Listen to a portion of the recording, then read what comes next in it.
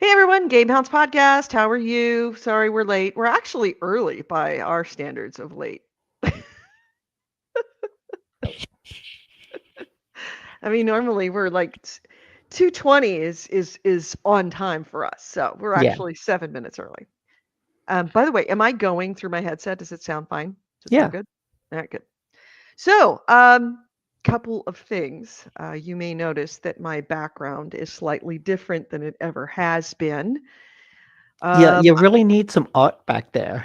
I do have art, but as you can see, I tried to mount some art up there and it failed miserably. So I Oh, have to go to Home Depot and actually put holes in the wall, which I was trying to avoid because I'm a good person.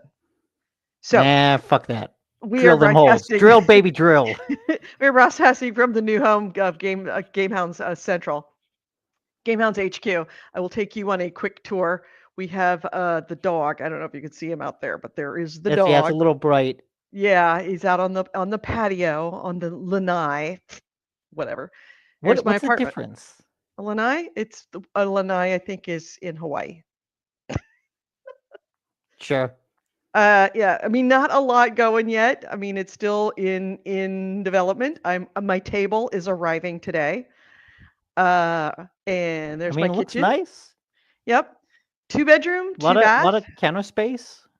a lot of counter space. A I lot like of the corner fireplace. That's cool. yeah, that was actually only a feature of the top floor, the third floor of the building, and the I was looking at places in the second floor, but the model apartment that they had was on the top floor, and I walked into it, and I'm like, oh, because it doesn't have like the big 12-foot ceilings like this Mm, is.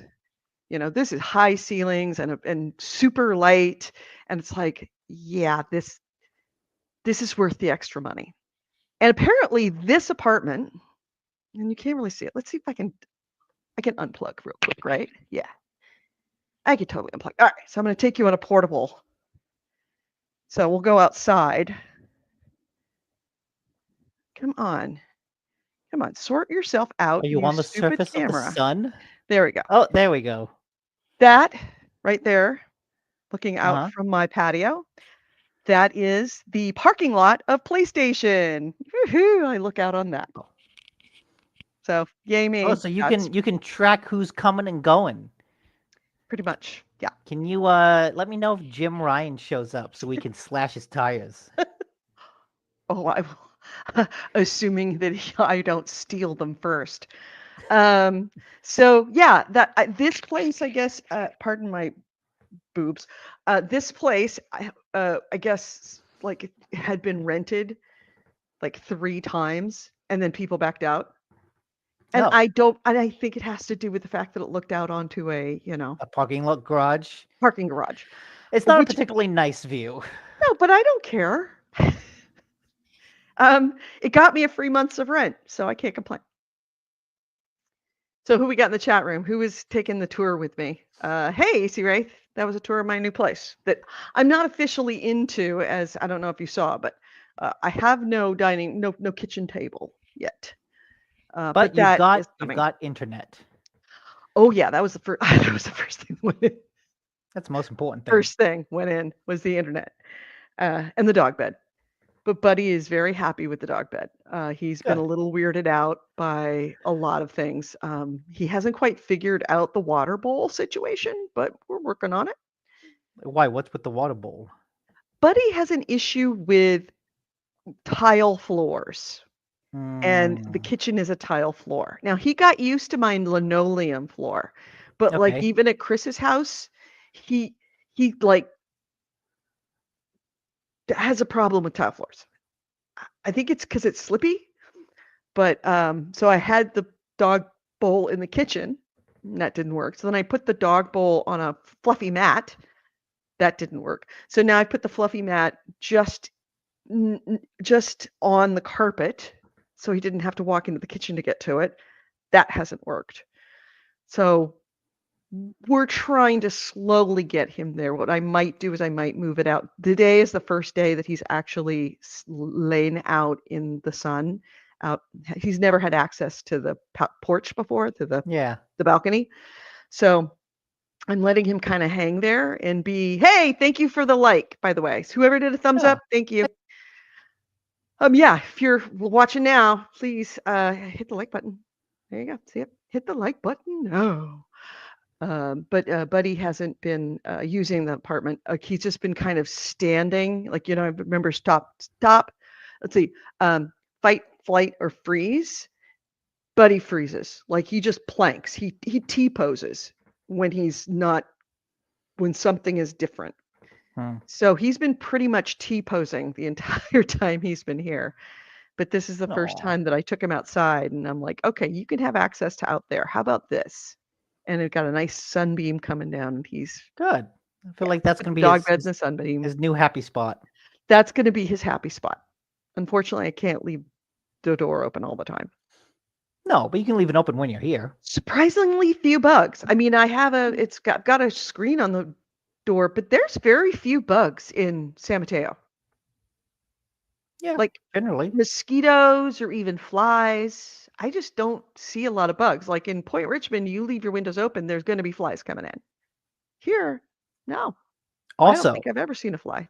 you know what? You know what you don't have to worry about now? Hmm. Fucking coyotes. I took the dogs out for a walk the other night, and it was like, it was so nice to just walk. Just Just not have walk to, and be like, "Oh, my life is not in danger. My right? dogs are not in danger. No I one's didn't, hunting us." yeah, I didn't have to get the cattle prod. By the way, you heard that that's what I walk with now. No, I didn't. I bought a cattle prod. Oh god. So I have or they call a livestock, what do they call it? A livestock prod is what it's called. Wow. Yeah, a giant electric cattle prod. Forks at the end, everything. So it's a big stick with a fork on it. And sure enough, first night I had it, and you could see that the coyotes were like, "Oh, that's something I don't recognize. That's something that's weird. Okay, we're not gonna come close to you." And I'm like, I've got it out to me. I'm like, you come at me, motherfucker. This is it. This is it. I fucking dare you. I double dog dare you. Double coyote dare you Give to me an come near me. excuse. You are going to get the shock of your life, motherfucker. I'm like literally yelling that at midnight in this nice neighborhood. Because I was, I wasn't I was in fight mode. Yeah. So but they kind of backed off. So now their recent thing is that now they no longer approach and stalk. What they do is they run up behind me and try to grab her and then just keep going. Oh. So bad, so close that they bumped me to grab her and they kept running. All I heard from behind was poof, and gone. Because they know that I've got this thing, but they don't know what it does, but they know that they don't want any of it. Why does anyone in that area have pets? I don't know. I don't know how nobody has been complaining about this because these fuckers are not joking around. They're gonna kill something, and I hope it's not Mia. Is But is every pet just an indoor only? Like none of the dogs go for walks? well, the dogs go for walks, but they're big dogs. There's not a lot of little dogs that go for walks. At night, they take the dogs Oh. out into their yard. And I don't Okay. wanna have be pooping in peeing and pooping in Chris' yard, and meanwhile, Buddy, he has his pooping spot. But he has his peeing spot and his pooping spot. The pooping spot is for poop, the peeing spot for pee, and there's nowhere else I'm gonna poop. This Mm, is my day pooping spot. This is my night pooping spot. Unfortunately, his night pooping spot is right in the middle of Coyote Alley. oh god. Fucking Buddy. Fucking Buddy, I Fucking swear to Buddy just God. likes to live on the edge. He's No, just a Buddy, daredevil dog. I'm looking out at him and he's just like, "Beep." That's not a daredevil dog. He's just an idiot. It's a fine line I between mean, brilliant and stupid. exactly. Fine line between idiot and daredevil. It is. So yeah, that's where we are right now, and that's how things are, and everybody's kind of cool and hanging out. I don't know where Mia is. She's probably curled up somewhere, I hope. Curled up somewhere. Um, so let's get the show started in for realsies, okay? Uh, okay. And This podcast discusses video games, pop culture, and technology, and these podcasters have big, fat potty mouths. If you're younger than 18 or are easily offended, please stop this podcast now. Oh, and your mom said to take out the trash and do your homework.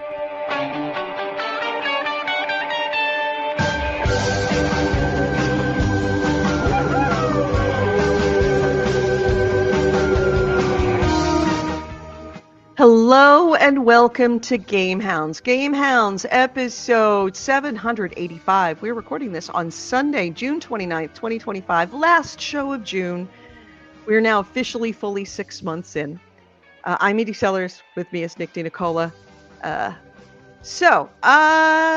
We have been talking about my new place. I'm actually broadcasting from the new GameHounds HQ, the mothership.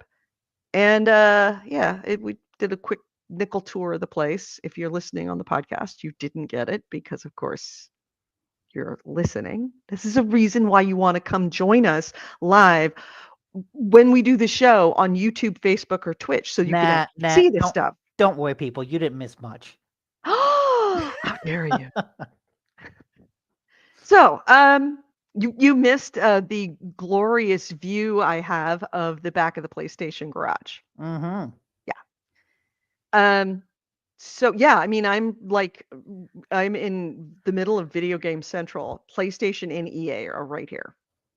EA is like right next to Chris's house. PlayStation is right next to mine.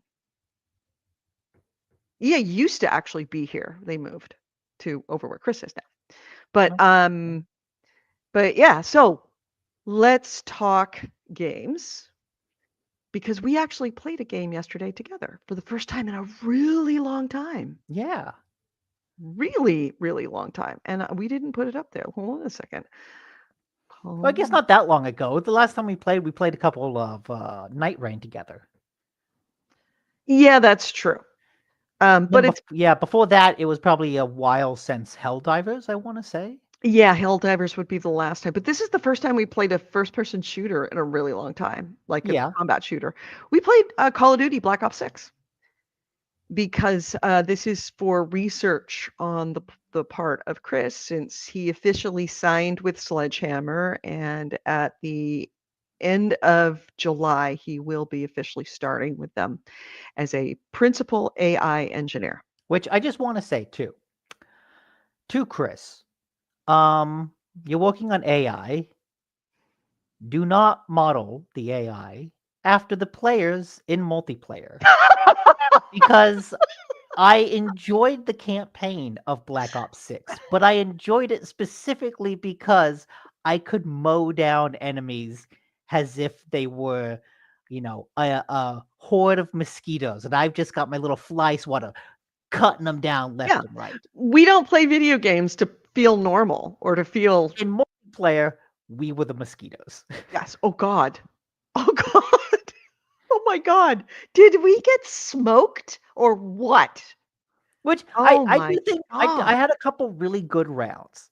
Like, there was a couple times when I had some good rounds and good plays, but there's also moments when, like, the tide shifted, and it's like, I have an average lifespan of 3 seconds. And they have players in there that are really, really good and incredibly geared up.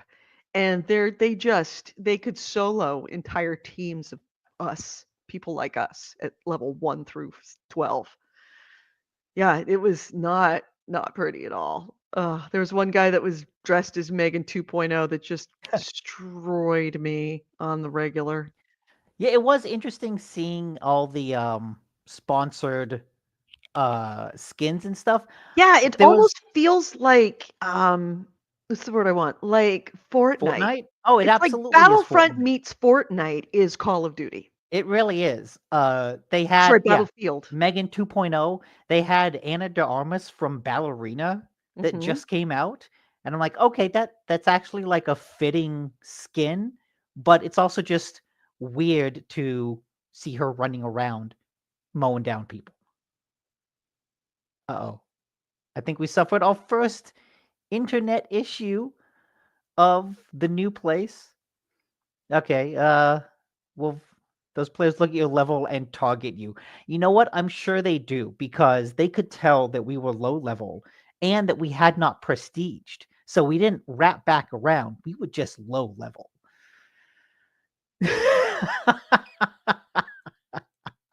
You know what? Like at a certain point, you are just what is it? Trial by fire. You know, you're inviting people in, and if they can't take the rampant kill to death ratio, then don't play multiplayer. I did really appreciate though the variety of modes that were in the multiplayer. I thought there was a lot of them, and a lot of them were really fun. Uh, I wish next time we play, and I do want to play more. I want to do more party games because those had like the prop hunt. I forget the other ones, but those were kind of the more goofy games. Um, but like in the regular one, oh, let's see, Corey Wallace. In fact, you'd probably get my fun sack too. uh, I hate to think. Okay, is there a particular skin that like works better with that? With like teabagging, or are the skins like relatively the same? They need a skin of the alpha zombie from 28 years later. That's what you do that with. But yeah, all the different modes. Like you've got your classic team deathmatch, and like the battlefield-esque zone control domination. That's what it was called, where each zone moves around. And then you got hardpoint, where there's a single zone over and all. Uh, and yeah, the variety of those was really neat. At one point, we played Kill Confirmed, and that was an interesting game because I think overall the other team killed us more, but because they weren't picking up our dog tags, we were able to secure a victory overall because they just kept killing us from afar, and we would keep picking up our own dog tags to deny them the points. So it's an interesting mode that means you can still kind of get wiped kill wise, but still win the game. And I wonder if maybe the players on the other team liked that. Like they just wanted to go in there and shoot some people, and it didn't matter if they won or not. But yeah, I like that dynamic. That changes up the usual run and gun dynamic. But yeah, seeing I liked the kill cams especially because it's fun to see where I messed up. That I just ran around a corner without really thinking about it, and I was punished for it because someone was sitting in another corner waiting for me to come around. And eventually I kind of figured out, okay, run, but like keep your eye on all the corners. Go slow yet fast. Hang on, I got a text from Edie. Internet conked first time. Okay. Hold on. Yeah. Oh, foreskin, of course. Is that an actual skin? Call of Duty skin. Foreskin. Well, Google's AI Gemini does not understand Call of Duty skin foreskin.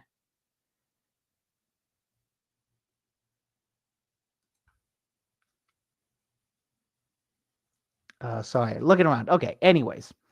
Yeah. So we played some Call of Duty with Chris, her boyfriend, and Andrew, aka Creation Chaos. Oh, no, teabag joke. Okay. Hey, too late. You already poisoned my Google search, but I feel like I think I saw a news story that Beavis and Butthead are they're going to be new skins in the game. If they don't have some type of joke about teabagging, that feels like a really missed opportunity. I feel like I want the characters. I want a Butthead to do his laugh every time you crouch. just like overall. That's a setting that you cannot turn off just because of that. Anyways, yeah. So that was really cool.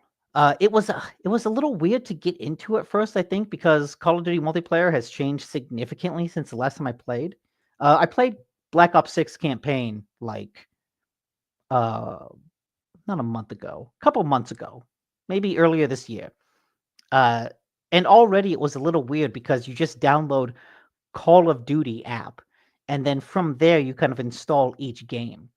And at least doing it through Game Pass like I did, I had to choose to install Modern Warfare 3 campaign, Black Ops 6 campaign, Black Ops 6 Warzone, Black Ops 6 multiplayer, Modern Warfare 3 multiplayer, Modern Warfare 2 multiplayer, Modern Warfare 2 co-op, yet no Modern Warfare 2 campaign, which feels like what why are you giving me the multiplayer but not the campaign? Come on, man.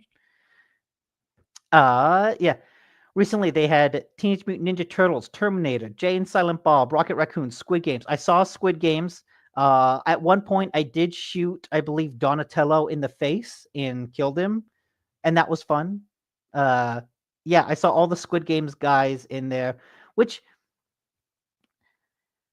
I think Call of Duty has gone on an interesting arc where it started being inspired by Saving Private Ryan, right? The first Call of Duty was very much we want to be a serious war game. We're taking inspiration from Saving Private Ryan. We want to do the Normandy landing in a game fashion. And they kind of kept up with that up until, modern day consoles. And then they went the live service route. And when you go the live service route, inevitably you end up in the crossover weirdness territory where you can't be serious. And there's a separation between the campaign and the multiplayer. And as long as you keep that separate, I think it works. But the multiplayer has definitely gone into the full goofiness of a live service game like Fortnite. But I do think, to their credit, a lot of the skins look really cool. Uh, like seeing the Teenage Mutant Ninja Turtles, all of the Squid Game guys, just the other crossovers. There was one guy who was like the Nuketown mascot, who's dressed up in like a big, baseball mascot setup with like little atoms going around him, and it works. It's fun. It's goofy. Let's see. To be clear, I mean while wearing one, not killing other Winger fans. Oh, what? I think I missed your first. Yeah, I think I missed your first comment. Also, give me a second because I am going to need to plug in this headset as it is slowly dying. Shoot. Now, where did I put the other headset? It'll last long enough until Edie gets back. So yeah, I think that's Call of Duty. Oh, they'd have to do Lego Call of Duty to become truly Fortnite. Yes, but also I think seeing a Lego character run around the Call of Duty maps would be hilarious. I would actually love to see that. I am back. Hello. First time that the internet has gone out in the new place. Has to be during this show. Naturally. Naturally. When else would it? Yeah. Yeah. Anyway, what were we talking about? Just all the skins that are in Call of Oh, Duty. we're still talking about. Yeah, that's it. The branding in that is. Oh, just, they also did Metallica. Oh, yeah, Beavis they and Butthead did? implies we should have a Stuart Stevenson in his Winger shirt. Okay. I mean, while wearing one, not killing other Winger fans. No, Hey, but Corey, like we got I Corey actually, Wallace in chat. Who else do we I have? actually liked the skins. There were a lot of really cool ones, and I Which don't know one? if most of them, like a lot of Teenage Mutant Ninja Turtles, Ballerina, Jay and Silent Bob, the Nuketown mascot. If I played more, I would probably buy some of those skins because, it fits the goofiness. It works. Corey Wallace said, I missed Nick Googling, what was it? No, Sorry. Googling Call of Duty teabag foreskin skin.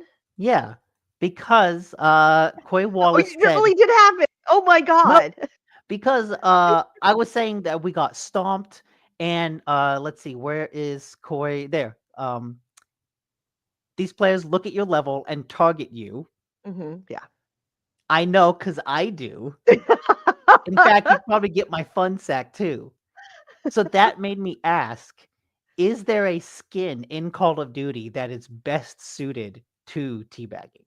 Oh, actually, that would be a hilarious skin as a giant teabag. Oh, that would be good. That would be good. Yeah. So I was That way, when Googling you it, teabagged it, you would literally be a teabag bouncing up and down. and so I can say, Gemini does not understand me when I Google Call of Duty skin foreskin. It thinks that I'm mistyping. It thinks that I don't know what I'm looking for. Maybe I could get Chris to see if he can get a teabag skin into Call of Duty. Go for it. I I don't know how I'd feel about that, of being like the person who actually put that in the game, because I so hate teabagging. Not that I haven't done it, but only to people who desperately deserved it. Also, I didn't see any teabagging. The games move way too fast for that. Yeah, they do. Like, look. When you have someone who's killing 8 people in a row, you can't teabag them all. No, exactly.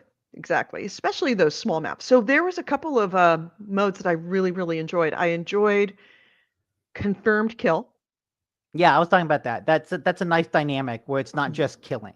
Yeah, it's not just killing. And if somebody kills your guy, you can at least get the point back Yeah. from them by picking up your own. Or you spawn back And in so quickly, you could pick up your own tags before they get to yeah. you. And I suspect that might be the point. Like, I think that those other players, they just wanted to like get there and mow people down. Right. Right? Right. Exactly. But that's okay because then we won and we got the points for We ended up winning. winning because nobody was picking up dog tags. And I didn't hardly shoot. I just ran around picking up dog tags. Wherever I saw a dog tag, it was like, I'm going. And if I die, no problem. If I pick up Oh 5 yeah. and leave 1, I'm actually doing the place the service. Yeah, Corey Wallace says I only play on small map playlists. Those are the intense ones. Those are the ones where it's just go, go, go. Like Yeah, there is no room for hesitation. right. What was I going to say? Yeah, so I enjoyed it more than I thought, but I will say that Black Ops is so different from Modern Warfare. They're all such different games. I mean, not really. At this point, I think all the Call of Duties play very similarly. They play very similarly, but as I was playing Call of Duty, yeah, he took off his headset. He's plugging it back in. As I was playing Call of Duty, I was actually pining for the grand maps in Battlefield. Like the big grand historical maps. Well, Where wait a couple months and we'll have a new one. Yeah, true.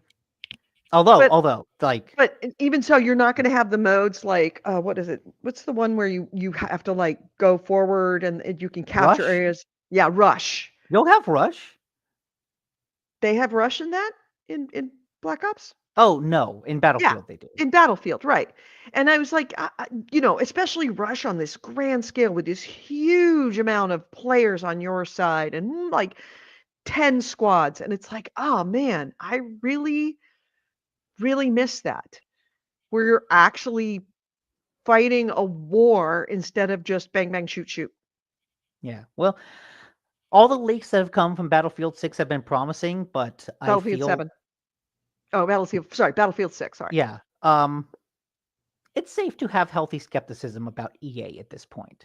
Like Oh god, yes. if anyone can snatch defeat from the jaws of victory, it is EA. Do not. Well, EA doesn't make it. It's Yeah. DICE that makes it, right? That's EA. They're owned by EA. Yes, so. Yeah. They really are very good at cell phones. They really are. But yeah, I forgot how much I liked FPSs, and I forgot it's like muscle memory. You Mm. haven't played them in a while, and it's like, oh, how do you do this again? And then once I started getting the muscle memory back, it's like, oh yeah, headshot, headshot, headshot.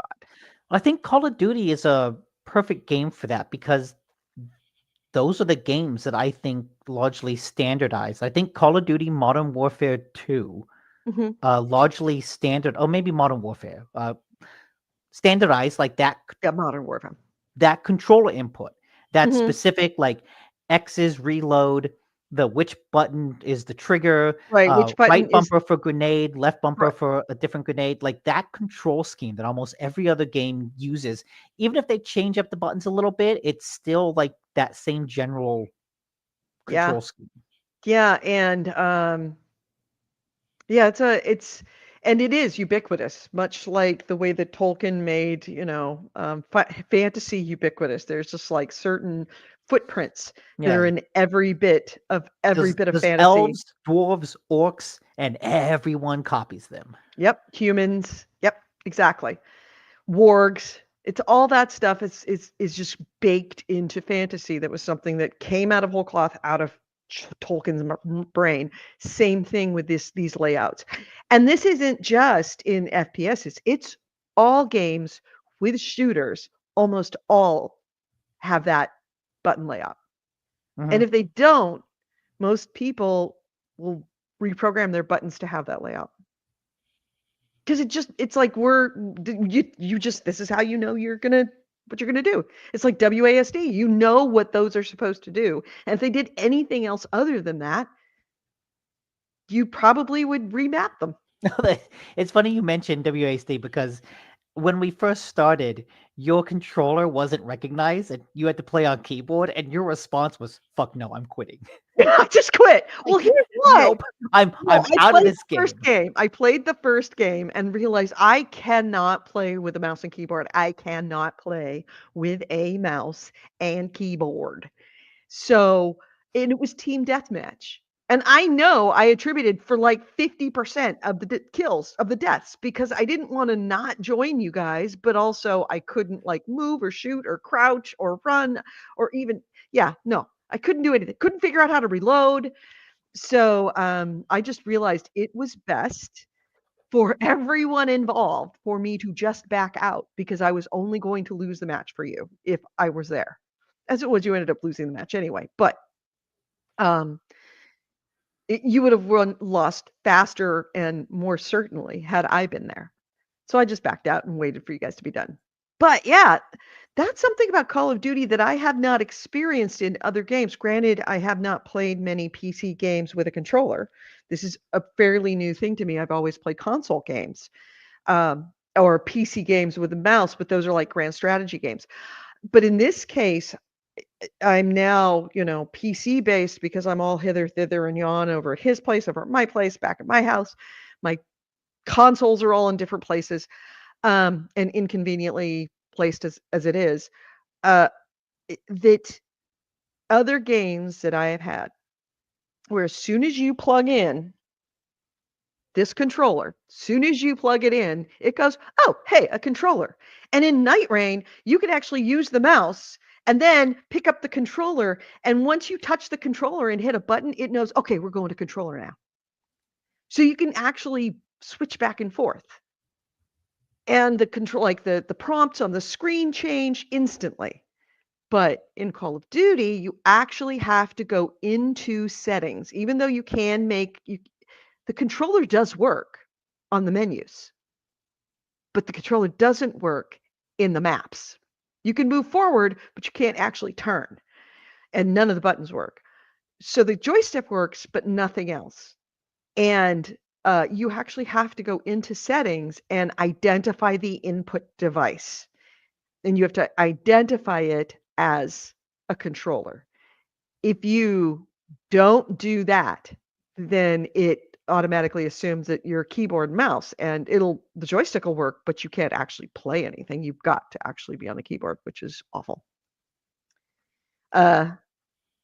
AC Ray says, I'm still playing on PC with a PS1 controller and an adapter. Why don't you? Wait, how are you playing on a PS1 controller? Because he's got an adapter that probably plugs in. Huh. That sounds like a pain. He says, how is the third person support that Black Ops supposedly has? I didn't see anything about third person. Nope, none. What do you mean by third person support? News to me. So, I was actually, when I was waking up this morning and just, like chatting as we're waking up, I had said to Chris that, Call of Duty has pretty much been, for me, the embodiment of absolutely everything that I hate about the gaming industry. From the toxicity, from just the culture, to the cash grab, to Activision. It's just like literally has been for me. When I say Call of Duty, it means everything awful about the industry. And now I'm going to have to learn to love Call of Duty. I mean, Call of Duty in that regard is no different than really any of the other live service games. True in that regard, except for the toxicity. Call of Duty's brand of toxicity is kind of its own little special snowflake. It really is. And I'm glad that you guys, that Chaos, we was Nick, Chris, Chaos, and me. I'm really glad that Chaos instantly set up a private chat channel so that Chris was not exposed, as he's, being introduced to Call of Duty, at least modern Call of Duty, that he was not exposed to like the cesspit of humanity that most Call of Duty games are. How to play. Oh, EC Wraith just linked an article from discovered.tv. How to play Black Ops 6 in multiplayer mode with third person mode has returned. Oh, so you can actually go to third person. So AC Wraith, we could play together without you getting motion sick. Nice. So, I am very much looking to Black Ops 7, which is the next one coming out in a couple of months, because that is reportedly going to have campaign multiplayer co-op. So the missions in the campaign, you will be able to do as co-op multiplayer. Yeah. Against AI, which sounds fun. So instead of it being, against, the AI team, the AI just being your buddies. Yeah, exactly. The rest of your squad is actually human beings as opposed to just, AI bots. But yeah, I'm very interested to see how that works because I have now become more versed in bots and how bots work and the different ways that bots are in games. And I never really thought about it, but scripting versus AI. And, scripting is you tell all the enemies just go the same exact things all the time. So you just get a pattern and okay, this guy's going to walk over here right now. And then a few seconds later, that guy's going to move through and then you can move. And AI is actually allows the every single time you load in, that NPC is going to act differently based on RNG, also based on mostly around the environment around it and what it wants to do, what it needs to do. It sees a goal, it has a goal, it knows what it wants to do, and then it figures out the steps it will need to take to get to that goal. So it's not always going to be going left to go and then taking a right. Sometimes it will go right and take a left. So you are constantly playing a different map every time because all of the AI is going to be different depending on where you're placed, depending on things around it at the time. So I'm very interested to see if this multiplayer co-op campaign in Black Ops 7 is scripted or genuine AI.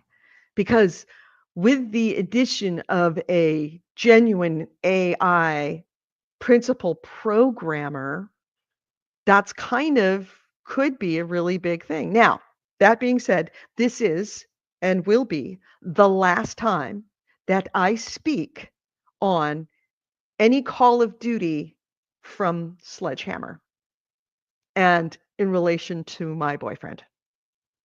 Because where I am now officially in the same position I was when I was a film critic, married to a sound guy at Skywalker. I am in the I don't ask and I don't answer. Oh, you're silent. I think you're muted. Hello? There you go. You're back. I'll do the asking. It's You can ask him, he will say nothing. You can ask me, I will say nothing or I don't know. Or I will tell you, but not on the podcast. that's fine. That's fine. I just want to know. Okay, all right. I want all the hot sauce. AC Ray says, I guess it's mostly zombies mode, depending on where you read. No, I mean the zombies mode already exists. I've heard it No, is he uniquely. meant the third person. Oh, the third person. Oh, okay. Which I guess that's probably the next thing we should try. Is try out zombies. Yeah. Well, he's not that interested in zombies. When I said, "Hey, what about zombie?" He goes, "I don't care about zombies. Zombies, that's dumb AI. That's just stupid. I make smart AI." Well, let's play the mode first, Okay.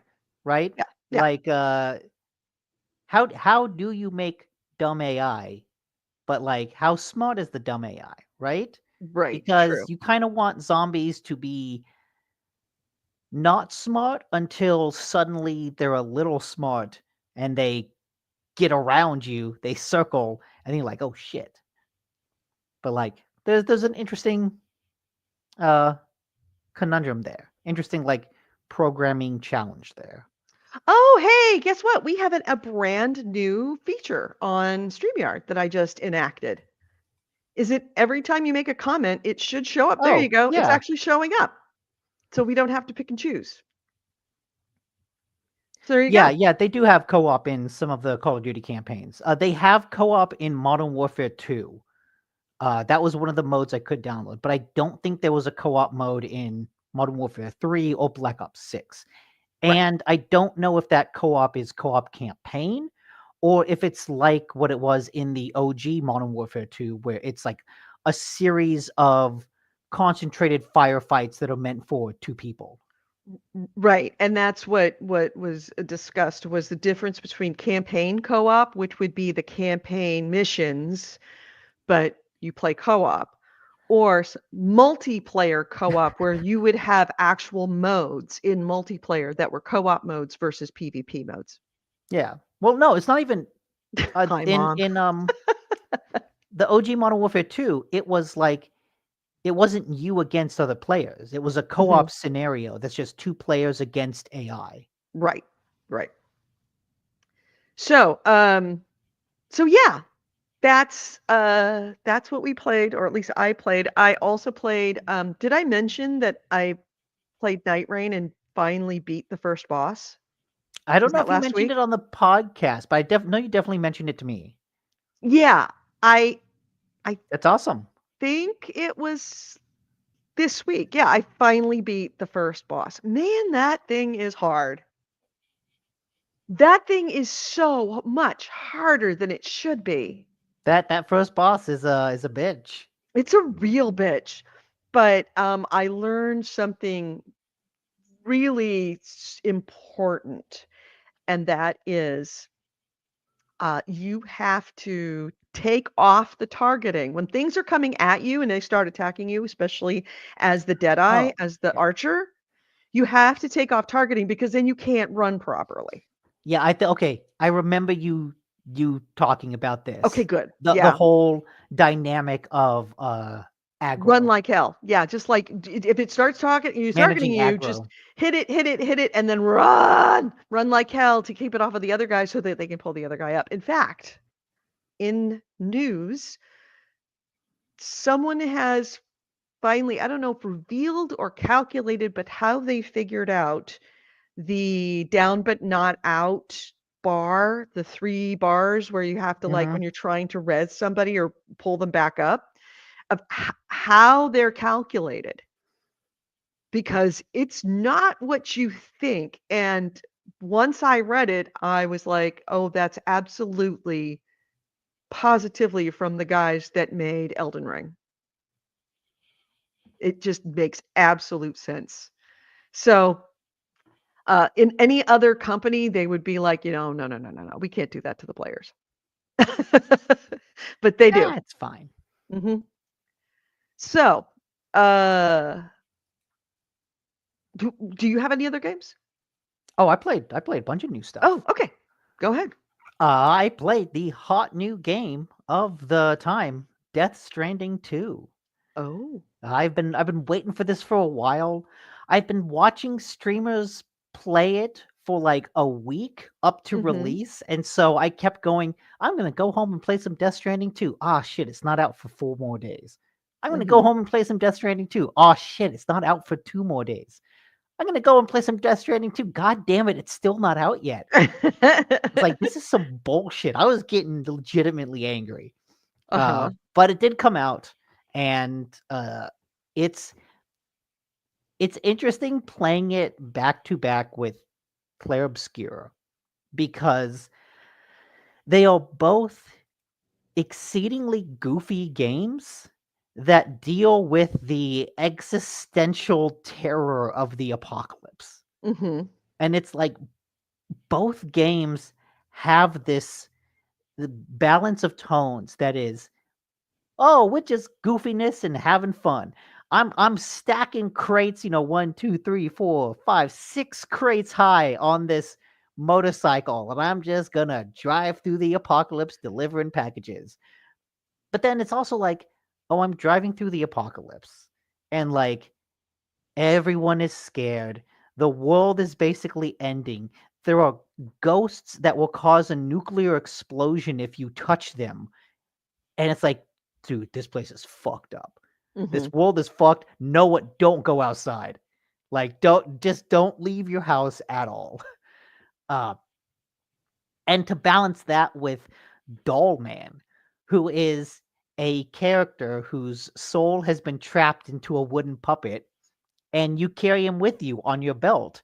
And you can actually use him to scout locations by throwing him up into the air, where he then looks down and he can like mark different enemies, and then he comes back to you, and you're like, all right, now I can see where the enemies are from this talking doll. And to balance that with like what is a serious dark story is, like I said, that in conjunction with Claire Obscura, which has a very similar balance of tones. I feel like it says something about the time we live in, that like let's goof off at the end of the world. Yeah. Yeah. But the game itself, what where I'm at, remains really really fun, and it captures what I really loved about Death Stranding, which is that it is a walking simulator, but like in the deepest truest way that you could mean that, in that it makes walking, it systematizes it and adds mechanics to it that you wouldn't expect. And so, in a lot of games with a big open world, that world just exists to run through. Like you Mhm. have hills and valleys and mountains, but like in Skyrim, you see a mountain, you're just going to bunny hop your way up that mountain and off. Like the Right. mountain isn't really a thing that you care about, it's just something in your way. But in Death Stranding, the environment like is the game. And so because I have like heavy stuff on my backpack and I get to a slope, I have to stop and think, okay, I can't go down that way because there's like a step that looks like it'll be a little too steep and I might fall. So I'm going to kind of go around where there's a more gentle slope where I can keep Mhm. my footing. Or like as I pick up some packages to deliver, And as I'm walking through, I see a lost piece of cargo on the ground that needs to go to the place where I'm already going. Awesome. I'm going to pick that up. And as I keep going, I see another lost piece of cargo that goes to the place I just came from. Well, that's Mhm. great. I'm going to head back there anyways. Slap that on my back. No, I'm getting a little heavy now. And as I keep going, I see another lost piece of cargo. Like, oh, Well, that's do how it was with do Death I Stranding want 1, this? is it almost became a challenge for me to see how much stuff I could pile on my back Mm-hmm. and then walk because, of course, you're like, "Whoa, whoa," and you'd see it tip and you're like, ah." Yeah. And like I think that's really compelling. I keep thinking, "Oh, Really? I'm going to listen to a podcast while I play it because it's a lot of walking from point A to point B. I Mhm. should put on a podcast. I should like Walking put on a Simulator TV show." 2025. Kerry Wallace has that nailed. The thing is, I keep forgetting to turn on the podcast Mhm. because the walking and the journey is by itself so compelling that I'm like, I'm walking. I need to pay attention to where I'm walking. I need to Right. pay attention to how I'm walking. Yeah. I need to pay attention to what I bring with me You wanna be because, able to hear what's going on because you might hear something that is important. yeah, if I'm walking, I want to always have some container repair spray with me because if I'm walking and it starts to rain, the time fall rain will deteriorate all of your packages because it's like Mhm. acid. It's like the equivalent of acid rain, but it makes Right. things age. And so as you're walking in the rain, you do see like grass grow and then die and then grow and die. And it's just a really cool effect as you're walking through the mud to kind of see the but that's where all the ghosts are. That's where all the BTs are. And so I have to sneak my way past them while my containers are deteriorating. It's like, okay, I need to get to this place to deliver the package before it gets destroyed. I got to have my repair spray to make sure things are good.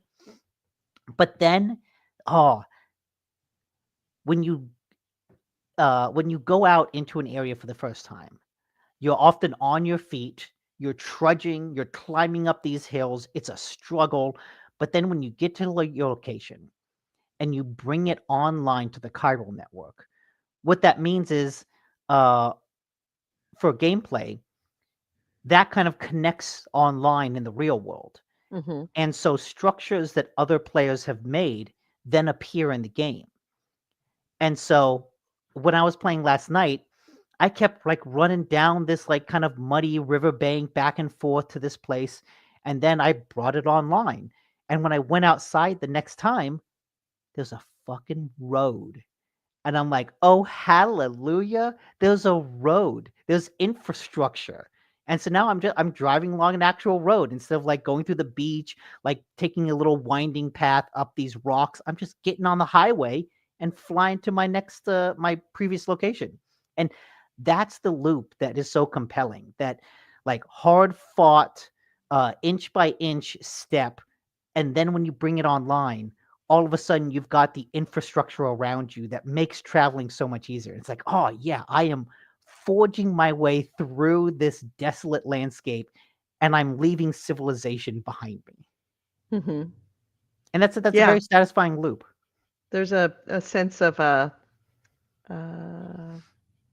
who is it? Sacagawea that brought, Sacagawea? Lewis and Clark. Yeah. By the way, that's Except the correct pronunciation of her name, not Sacagawea, but Sacagawea. oh, okay. Yeah. Um, Yeah, but it's got none of like the messy colonialism themes, right? yeah, right, This is right. the post-apocalypse. We're bringing people Post-apocalypse. online. Although, and I've said before that Death Stranding, I always thought was like a weirdly and refreshingly optimistic take on the post-apocalypse instead of something like The Walking Dead, which is very much, oh, you found another group of survivors. You need to pull your guns and keep them at gun length because you don't know what those fuckers are going to do. Like, Mhm. oh, you're another survivor? Fuck off. Like, I Right. don't I don't know if you're going to kill This me is or this rob is me. the stage past where it's like everything is not quite connected. I mean, you're the postman essentially. Yeah, You're yeah. UPS. So you've got some infrastructure of civilization that's starting to come back after the apocalypse. Yeah. But that also makes me a little nervous of where the story is going because I know a lot of the themes of this game. The theme of the last game was Connect America. And in Mhm. this game, very early on, you find like this gate that will take you to Australia. And so this game is all about bringing Australia online. Mhm. But like the tagline for the whole game is should we have connected? So I feel like, that first game was all about bringing everyone online. And this one's going to be very much like, oh shit, did we make a mistake? Is the internet a mistake? Should we have just stayed separate? And so I'm Yeah. interested to see where the game with Kojima's, usual what is it, like insightful, predictive, yet goofy Mhm. writing leads. Like I'm expecting something interesting. Yeah. Um, But all yeah, right. it So made some really fun moment to moment delivery simulator. is that I what you've been playing? Because I've noticed, like, as I'm about to fall asleep, I get a notification. Nick has just gotten online. It's like, Jesus, Nick. oh yeah, like 11 o'clock. That's my No, gaming no, time. no. No, it's like usually about 11 o'clock is when you Yeah. start getting online. Yeah, that's Oh when yeah. we're winding down because No, my kids game time and is like 11 to 3. yeah. Yeah, I will be, like, literally about to, like, roll over and go to sleep. I'm just checking my phone, and I'll tell Chris, I'm like, "Oh, Nick just got online." He's like, "What is wrong with him?" I'm like, "Hey, he plays all night and then he works during the day, he sleeps in, starts late, and then works late." Mm-hmm. He works from home most of the time.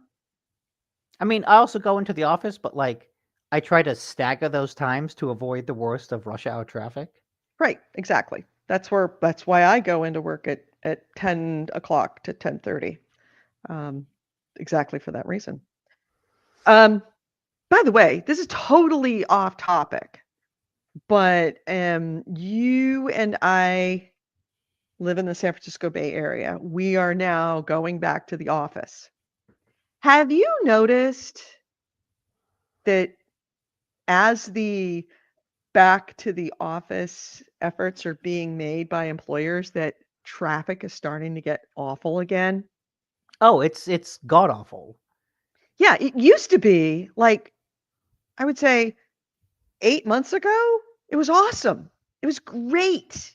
You didn't really ever have, like, horrible traffic at all.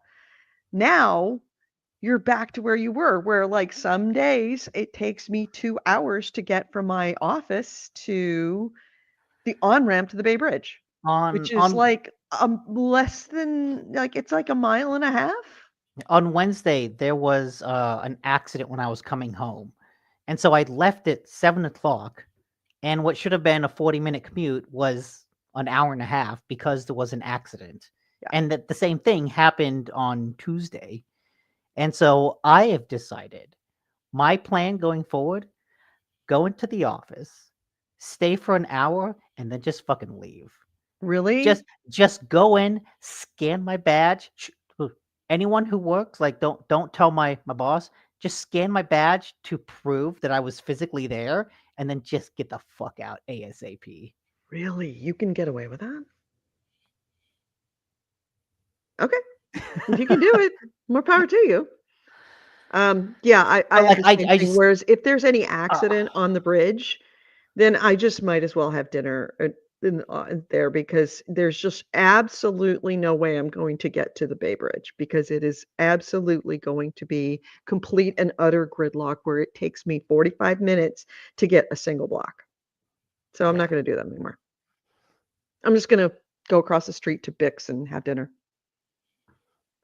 No, the entire infrastructure of the Bay Area is shit. Yeah. And Well, it's only getting shittier because there it is a town infested with the worst microtransaction bullshit from video games in real life. Like, hey, you want to go into like the fast lane, hmm, the HOV lane? right, it's gonna Well, cost you $9. no, you're gonna pay per exit. So, Oh, from here to the next oh, exit, yeah. it's like $2. Oh, if you go to Mhm. the next exit, that's another $2. Go to the next exit, that's another $3.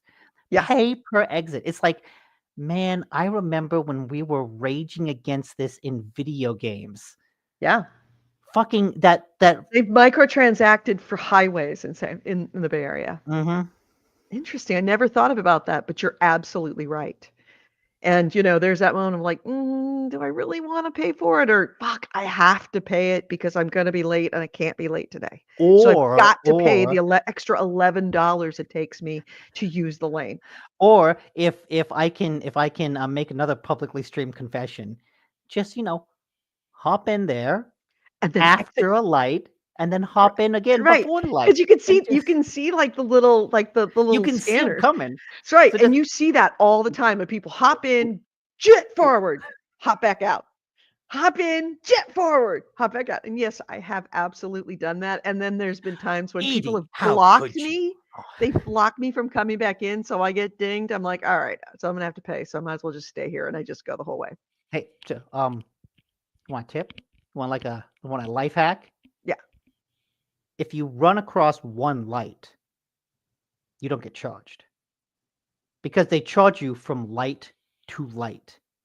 So if you get stuck and you pass one light, that's like, oh, I see you. But if you get over and you don't hit another light, Are you sure? 80% sure. Because if Because you I've think checked like everywhere else, all right, that I know where you check in and you don't check out, they charge you the full Monty. Like, for example, on the ferry, you have to scan in and scan out. If Mhm. you don't scan out, they charge you for a round trip because they assume that you've gotten on and gotten off. They've gotten on, stayed on, sailed back, and gotten off there. So they charge you for a round trip. So it's like an extra $8. No, I've checked like the statements that come, Mm-hmm. and they didn't charge me for Okay. anything. All right. Good to know. Yeah. Good to know. How to navigate on microtransaction hellscape. Yeah, look, they play the game, we play the game. Don't, you put in the game. Don't blame me for exploiting it. Um, anyway, what other games did you play? The other game I played is one that I bought on Steam, and I've been playing it on the Rogue Ally as I exercise because it's like a nice thing to play on a handheld while I'm like on a bike or walking. It's called Bionic Bay. And this is one I've heard other podcasts talk about a lot. It's been compared to Limbo or Inside. One of those puzzle platformer, 2D side scrolling puzzle games that are heavy on atmosphere and tone with a lot of puzzles that will insta kill you, but Mm-hmm. really forgiving checkpoints so that when you die, you start like right back at that puzzle to try again. But what's neat about Bionic Bay is imagine Limbo and Inside, but with a bit of a cheeky sense of humor about itself. Mm-hmm. Because there's some ragdoll physics to the character that can make for some really fun uh moments, like as you are flying through, because you very quickly get this ability to dive. And so it's like, okay, I'm going to run, roll, then jump, and then dive. And then I'm going to jump and I'm going to fall down this pit because, as you can see, your character on the screen is really tiny. The game Mm-hmm. does some really cool stuff with scale where you are constantly just navigating through these mega structures, has this tiny little guy. And the game has a really cool, hyper realistic pixel art where it's pixel art. And if you look closely, like you can see the individual pixels, but they're so tiny that you end up getting like this really hyper detailed world. And so it looks really cool. Like you're running through these giant structures. And so it does fun stuff with scale. And then you fall down and you're like, oh, Jesus. But because of how you can navigate, you're just like bouncing through these giant structures until you like hit a puzzle and then you just like slam into the wall and die. But it's not like infuriating. It's more funny. It's like, oh, I'm just flying along and then smack, boom. It's like, oh, okay, there's a wall there. Mm-hmm. But the puzzles themselves are actually really interesting. Like they do fun stuff with physics. And like that one, what you just saw is very early you get the ability to like hit something and then swap places with it. And so you use that in interesting ways to get past lasers, but then a lot of the puzzles are you'll hit something and teleport, but that was a supporting structure. So suddenly something is falling on top of you and you need to dive out of the way. The controls feel really, really good. Like this is just a world that feels good to navigate through. I just want to keep rolling and jumping and rolling and jumping and just like get that momentum going because it feels really good. And yeah, it's not like a difficult game. It's just like a cool thing to play like as I'm uh like walking or biking or something and just kind of as I'm stationary to jump around this interesting world. It's really cool. This is so that mechanic of swapping is so cool. Yeah. Hang on. What? Uh-oh, a cat thing. All right. I did the other game that I played, but not very much of it, was Disco Elysium. I finally bought it because it was on sale. Um, Jupiter forced his way into the room. oh, okay. Hey, I don't know if did I spell that right? come here. No, that is incorrect. It is Elysium. Oh, you played Disco Elysium? I did. Oh, I've heard a lot of good things about that, but I've never quite gotten around to trying it out. Um, yeah, it's pretty good, but it is definitely a roguelike that you go through this No, wait, it's not a situation. roguelike. It is in that you go through the situation and you could very, very early on answer all things wrong and the game ends. Then you have to start all over again. I mean, And that's just narrative branching. That's letting you narrative kill yourself. branching, but it's you kill yourself. You end up not dying, but the narrative gets killed. Hmm. Um yeah, you're essentially a very, very depressed detective in this kind of, it almost seems like Soviet style uh, area that is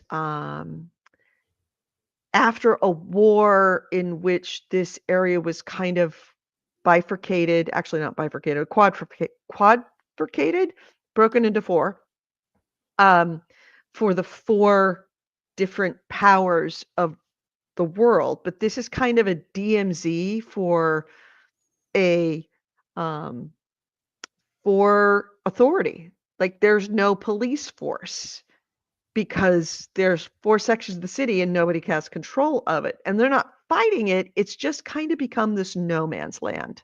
So it's a little bit seedy, it's rough, and you're very seedy and very rough. And you wake up you're incredibly depressed, but you don't know why. And you wake up with a horrible hangover, not remembering you don't remember who you are, you don't remember why you're there, you don't know what happened. You just know that you woke up in a hotel room that's completely wrecked, not wearing any clothes and with a horrible hangover.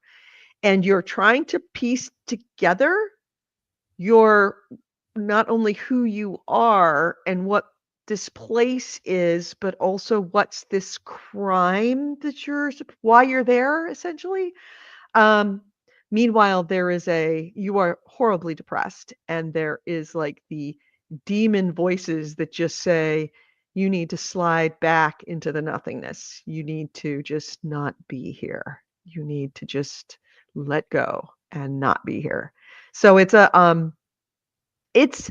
I didn't play much of it, but it is super, super interesting, super compelling. I like the fact, and it seems like the dialogue branching is really robust. Like the first time I played, I talked to somebody and she gave me so much information. And then the next time I played, I didn't exactly answer exactly the same way, and she gave me almost no information. So later on, that information becomes important because you can get perks for it by answering people's questions about stuff. So I want to play more of it. It's a it has a potential of a very interesting story, but I've tried multiple times and never even got out the front door. My story ended before I even got out of the front door of the hostel where I'm staying. How? Like I'm with AC Wraith. Like I know Disco Elysium is not a roguelike, but I think you somehow managed to find a way to play it like a roguelike. Well, I with mean, that's the way it was described to me. It is a roguelike RPG. No, it's a CRPG. Like It's a it's a CRPG. traditional Baldur's Gate style, like narrative branching CRPG. Yes, but if you answer wrong, your game ends. It's over, and you have to start again. There is no saving. There is no going back to an old save. Your game is over. Are you sure? Yep. Yep. I am 99% sure of that.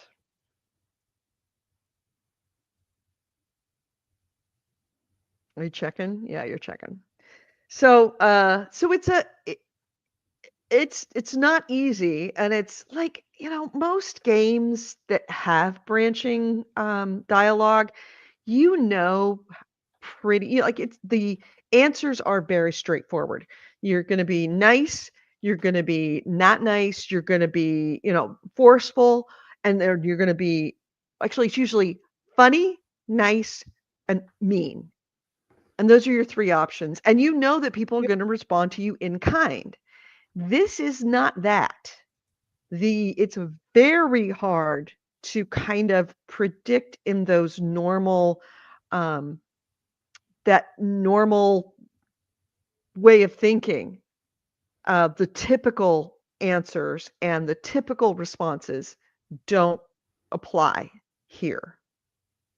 So yeah, I'm very much challenged by it. And at the same time, also, it's kind of brutal that finally got a little bit farther and you died and you got to start over again. And it took you like Yeah. 25 minutes to get where you were. No, there are saves. In There are fact, saves. the Right. You game. can save, but once the game is over. No. There is something either wrong with your whatever you're playing it on or wrong with your game, but like that's not how the game works. It doesn't delete your saves. It Like there are doesn't? save files that you can load. Oh, I did not know this. I just thought that you could save at any point Yeah. if you needed to quit. But once it's done, you start over. It dumps you No. back I into would the I main would say screen and you have to start over. I'd say keep doing like quick save after every conversation in case you die and that way you can load back into that save. Yeah, choose your But own but adventure books someone have paths that end early, but they are not roguelikes. That's what AC Wraith says. yeah. That is different because I was under the impression, and I'm clearly maybe have been wrong, that your save is deleted. You can't go back to save right before you ask a question, and if you don't get the right answer, you can go back to your save and answer it a different way. Yeah. You cannot do that. That once you fail, your save file is deleted and you have to start over. Someone on Reddit mentioned specifically, I was watching my girlfriend play Disco Elysium, blah, blah, blah, and they died talking about a lost gun. When the game ended, they got sent to the main menu. Their saves were Mhm. gone and they couldn't load any saves, so they started a new one. Is this intended? I can't find anything about it online. It's pretty cool if it is intended, but also brutal since it happened without warning. Yeah. All the responses are no, no, Oh, you're wrong. There's something wrong. okay. So apparently this is a bug in my case, Yeah, so yeah, but it's a and I pretty cool bug in it that is a it's neat kind of bug kind of unique in that it is brutal, because also absolutely also brutal. like you did manage to find a way to play this non-roguelike as a roguelike. Mhm. Although Disco No, Elysium it has found a a way roguelike. to make itself a roguelike, and I played it. There's a Disco difference. Elysium has a roguelike sounds really brutal because, yeah, that game has a lot of dead ends. Yeah, it has a lot of dead ends, and that's why it was like, "Oh my god. Oh, fuck, I have to start this again? Okay, I have to wake up, I have to go get my clothes, I have to look in the mirror, I have to choose my character, I have to go find my shoe, I have to talk to this lady, Yeah, I that have to sounds go really upstairs." annoying. Yeah, it was very annoying. Okay, so it's apparently a bug. But incidentally, that is kind of a cool mechanic that would be very Yeah, cool for a game. Like the guy said, "That's very cool. It's brutal, but it's very cool." yeah. Yeah, Forget Your Life said, didn't Kojima have some game where your saves deleted? I think he had talked about that as something that he wanted to try out, but never actually did in a game. Well, if he wants to ask what it's like, he can ask me because I have the bug that does that. Mm. The only other game that I know did that was Steel Battalion. Yeah, If you didn't eject from your mech because it blew up and your character died, then your save was deleted. right. That's what I thought this was. Okay, then I stand corrected. Also, like, I feel like if you don't find a way to fix the bug, I don't know how much farther you'll get into it because, like, yeah, that is a brutal game. AC Wraith says that Edie wasn't playing it as a roguelike, she was playing it in Iron Man mode, apparently. Yeah, true. You're playing one life, permadeath. Mm-hmm. All right. So yeah, and I'm looking forward to now trying to reload the game so I can actually play it properly because I did put So you a can few get out of the hours into goddamn hostel. so I can get out of the fucking hostel and get to where the body is. Yeah, how much is Anyway, that? There's a Steam Summer Sale going on, and Steam how Summer much is Sale, Disco absolutely. Elysium?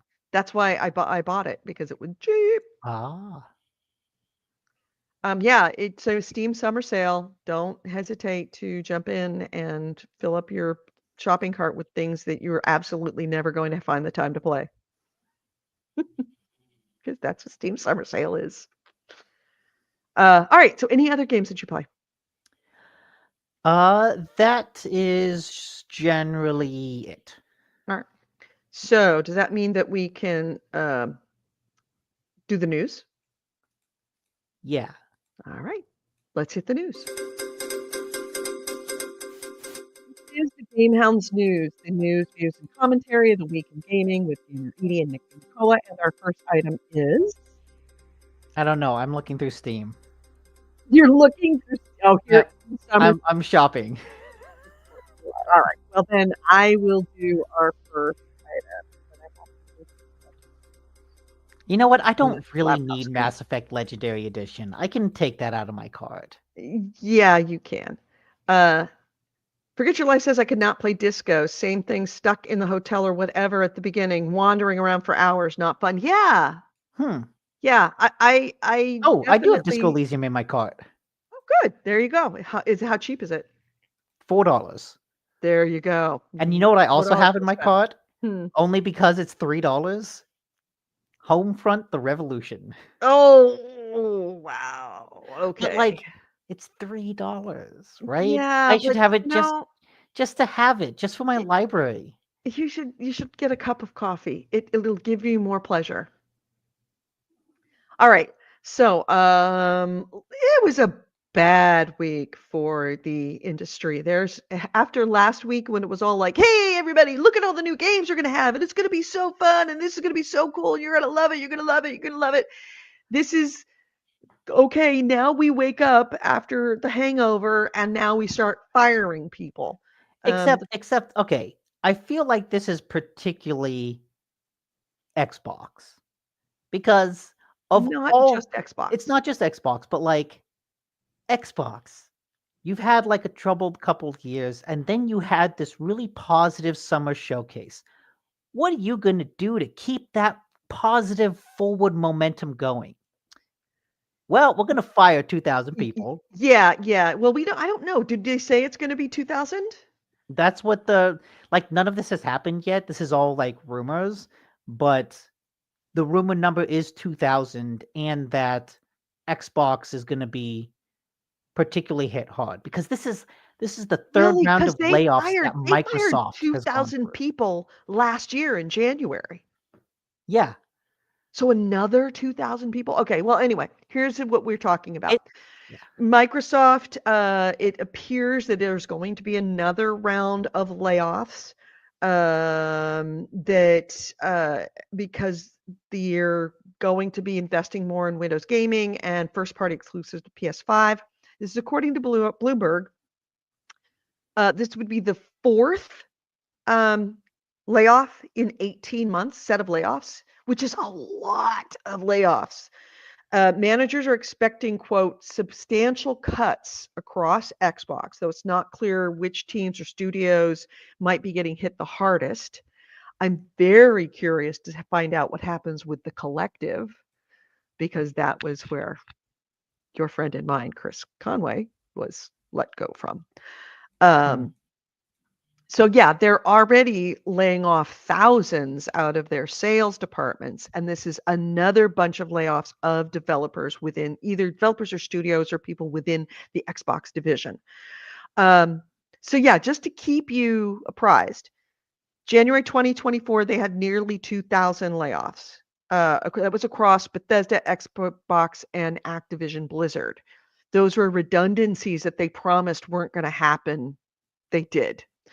Then they had studio closures of Tango Gameworks, Arcane Austin, and in May. Then another 650 layoffs in September. And if this is another 2,000 layoffs, that's bad. I mean, that's got to be at least 10,000 people I that have mean, lost their jobs. it really, and I joke like, oh, Microsoft had a positive summer showcase. What are they going to do next? And it really feels like Xbox is spiraling the drain. Yeah, Like these are the kind of cuts you do when you don't it's know what else to do. right. You've And pulled the fire alarm. I suspect that I imagine, Xbox, one of the reasons that they pitched, we need to buy Activision, is because, look, we're third place in the console race, right? We're behind Sony, we're behind Nintendo. We're doing a really bad job. We need to buy Activision in order to compete. Except that clearly, in retrospect, all of these structural issues with Xbox that led to them being in third place have continued after buying Activision. In Right. fact, they've gotten even worse. Yeah. Because That's what is very remarkable to me is that as much as they spent on Activision, there's got to be questions within Microsoft, the company, not the Xbox division, but within Microsoft. Did we make a mistake I in think acquiring Activision? I Given we didn't know what was going to happen, now that what happened has happened with the economy, with the world, with everything else, did we make a mistake? Because now we're fucked. We are I think fucked. what they're doing now is coming from Microsoft. Yeah. I think that after Xbox bought Activision, Phil had to borrow money from Daddy Nadella. And now Daddy Nadella's like, hey, son, you borrowed, $30 billion from me. I want it back. You need to Uh, start proving that you can handle that kind of money. and because of that, Nadella has taken like a much more, he's paying attention to Microsoft, to Xbox, and basically demanding that they raise their revenue. And so I think Yeah. a lot of what you're seeing now is coming from a subsidiary, Xbox, that is so desperate to show a profit, so desperate to raise revenue to pay back their 30 billion debt, that one of the reasons they bought Activision was we need exclusive games. Look, Nintendo has their exclusive games that are doing great. PlayStation has their exclusive games. They're doing great. We need to buy Activision so that we have some exclusive games. And then as soon as they buy Activision, what do? All of our games are going to PlayStation. All of our games are going third party. Like, it's clear that whatever direction they were going on when they bought Activision, they're going in a different direction now. Right. They had a completely different trajectory. I think that It's one of those situations where Phil had, kind of go big or go home, and he went big. The problem is that when you do spend $30 billion on a company, you're gonna have a lot more attention on you that he didn't have before. And now Yes. he's not only expected to do what he was doing before they spent the 30 billion, which is already hard enough because now you're carrying massive debt. Even if it's your debt to your own company, it's still a debt. It is a drawdown on your resources that needs to be paid back so that you can start being in the black. And that he has to not only make what he made before, he now have to do what they call covering the nut. He has to cover that loan. He has to cover enough of that and do enough better that it actually justifies spending $30 million to do it, which is that was asking a lot. I think it was 30, right? What was the Yeah, what was the sales price? sale price? Oh my God. No, we were It was wrong. 68 billion. It Yes. was 70 billion. Not Yes. 30 billion. 70 billion. We Oh my underestimated God, it by $7,000 million. Take $1 million, a stack of money that is $1 million, and do it 7,000 times. Oh my God, that's a lot of money. yeah. And so I think their switch to, oh, we want to partner with Rogue to create an Xbox branded thing. We're going to slap the Xbox name on a Meta headset, which I'll talk about later.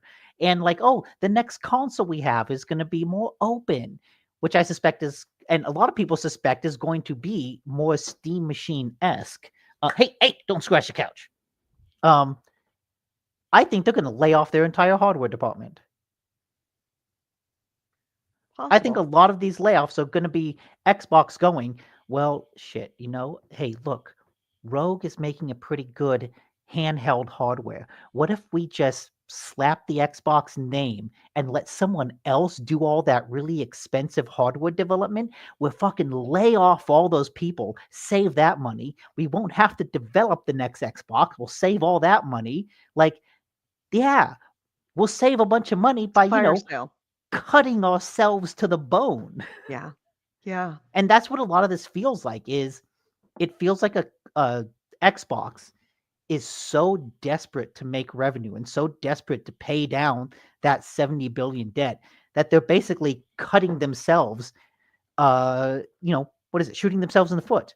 Mhm. Like I think they're hampering their ability to do future things. Yeah. Yeah.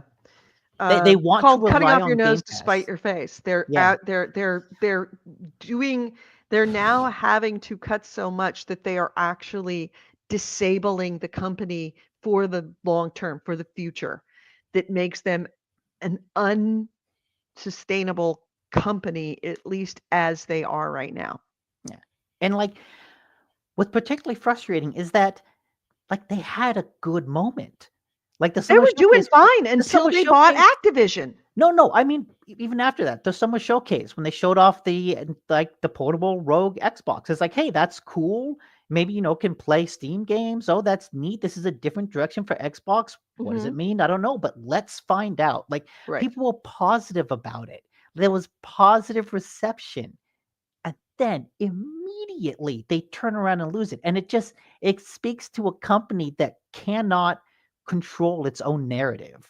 It speaks to a company that I don't want to say is in free fall. It's not in free fall, but it's falling rapidly.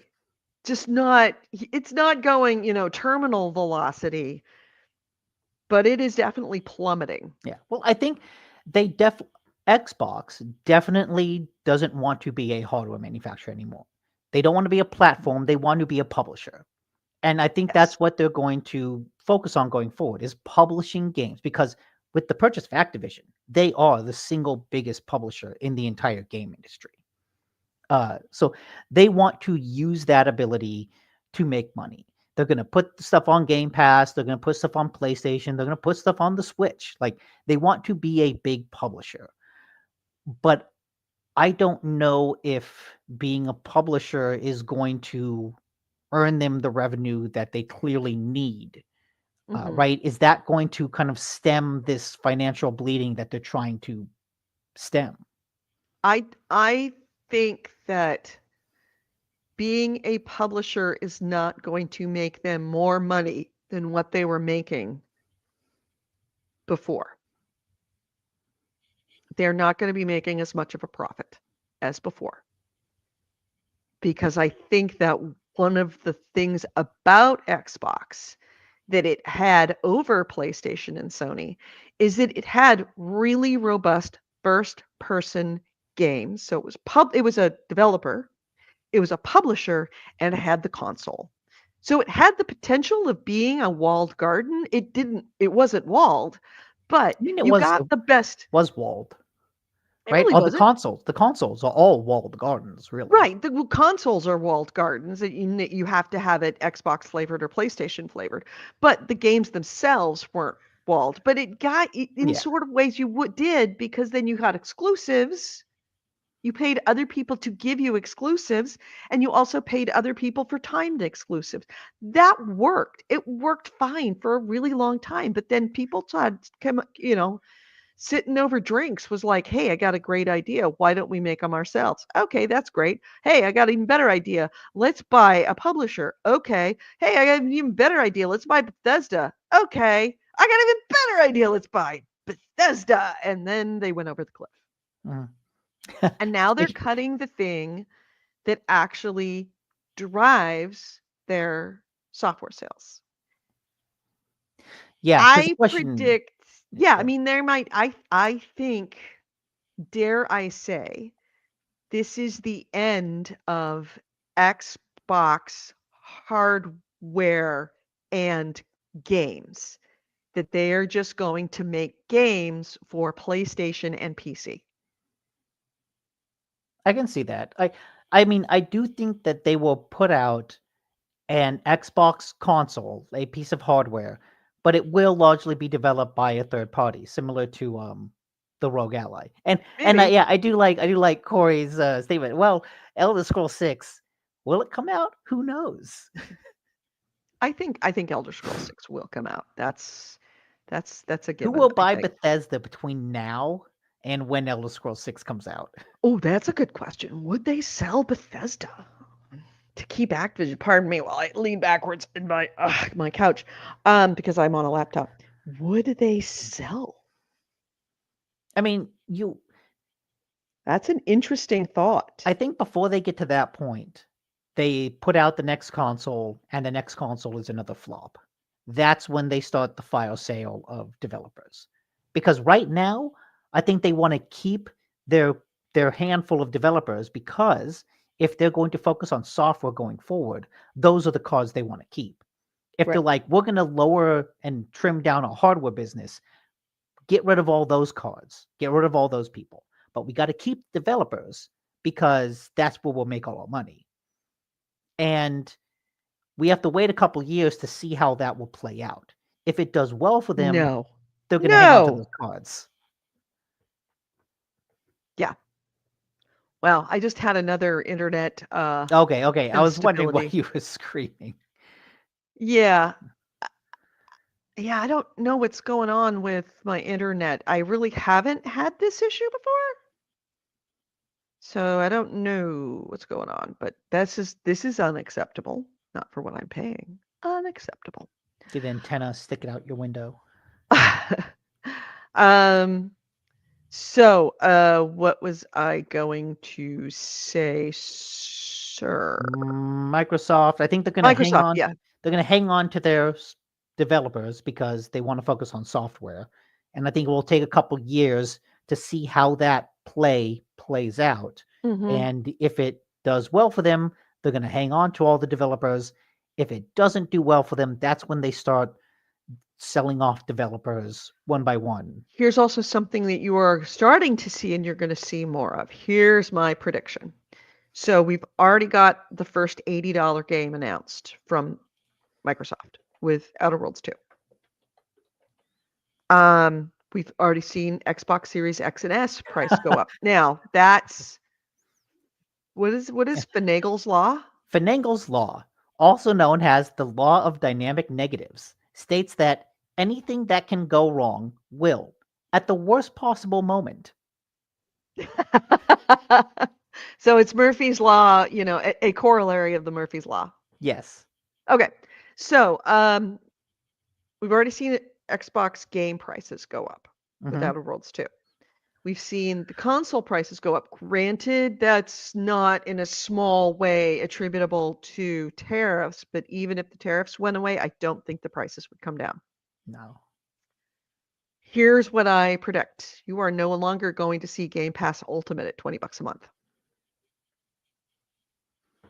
Which I think would be an absolute death knell Yeah, to their entire I company. If they raise it more than $240 a year, they barely provide $240 a year value to me and a lot of other people. They're reaching the critical mass of what they can charge um, for Ultimate, and I think that they will probably change. It'll go up to 30. It'll go up to I 30 before we're done. I agree. I don't think that will happen this year. I don't think it'll happen this year, but it'll happen next year. I think there will be an increase next year. I feel like it will probably be less than $5. Less No, than it's not. $5. It's not going to be less than No, 5. you got to boil the toad. That's true. It's going to be less. It's going to be 5 earlier on, and then another 5 later I on at think the end of the year. they need to always stay below Netflix. And I think Netflix's highest tier is like $23 or $24. Okay, They need to that's a good always point. stay below Netflix, because if you go above Netflix, Netflix is the standard bearer for subscription services, like across every single one. True. If you're higher than Netflix, everyone's like, well, fuck that. I'll just get Netflix. Yeah, yeah. By the way, Netflix is backing away from gaming, incidentally. They have dropped a bunch of their titles. They've gotten rid of like 4 or 5 of their titles Yeah, which they sucks had. is they dropped all the good stuff. Yeah, they dropped the good stuff. Of Hades, course. Monument Valley, which Mhm. just came out. Mhm. Rise of the Golden Idol, Curse of the Golden Idol. Yep. Yeah, AC Rink linked the article, which we're not going to talk about. I didn't have as one of my stories. Is they're removing more than 20 games, including Hades and Monument Yeah. Valley. All the games that I had downloaded. Yeah. So I don't know. Are they still yours? No, because I had them as part of a subscription. Right. So yeah, this is all kinds of not good and all kinds of unfortunate all the way around. But it's not the only unfortunate thing that has happened. Let me get to my banners. Don't Nod has announced that they are also having layoffs. The makers of Lost Records, and also what else did Don't Nod? They did Banishers, Ghost of New Eden came out. They're famous for Life is Strange. But it looks like Edie has another internet issue. Well, incidentally, I'll take this moment to say, as I'm browsing through my phone and looking at all the games that I know came from Netflix, the way I organize all my games, I kind of have different folders of action games, puzzle games, strategy games, and story games. And as I'm browsing through those folders, I'm noticing some suspicious absences. Like there's just icons missing.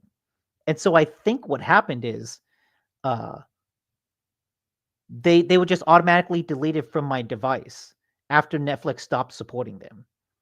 Because I still have access to Monument Valley and Monument Valley 2, but Monument Valley 3, which was through Netflix, is just out from my device. So I think that Netflix did just automatically delete games from from my uh, device, because I also still have Slay Away Camp 2 and Storyteller, which were from Netflix but weren't part of the 20 that were purged. So that's a little distressing. That's like, oh hey, this subscription ran out. We're just gonna automatically delete everything. But I guess that's what happens when you're always online, and that means they kind of always have access to your device. Now the question is, can I even play Monument Valley 3 outside of Netflix?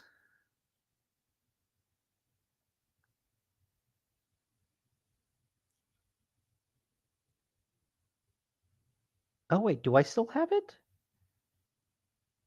Maybe I do still. I don't know.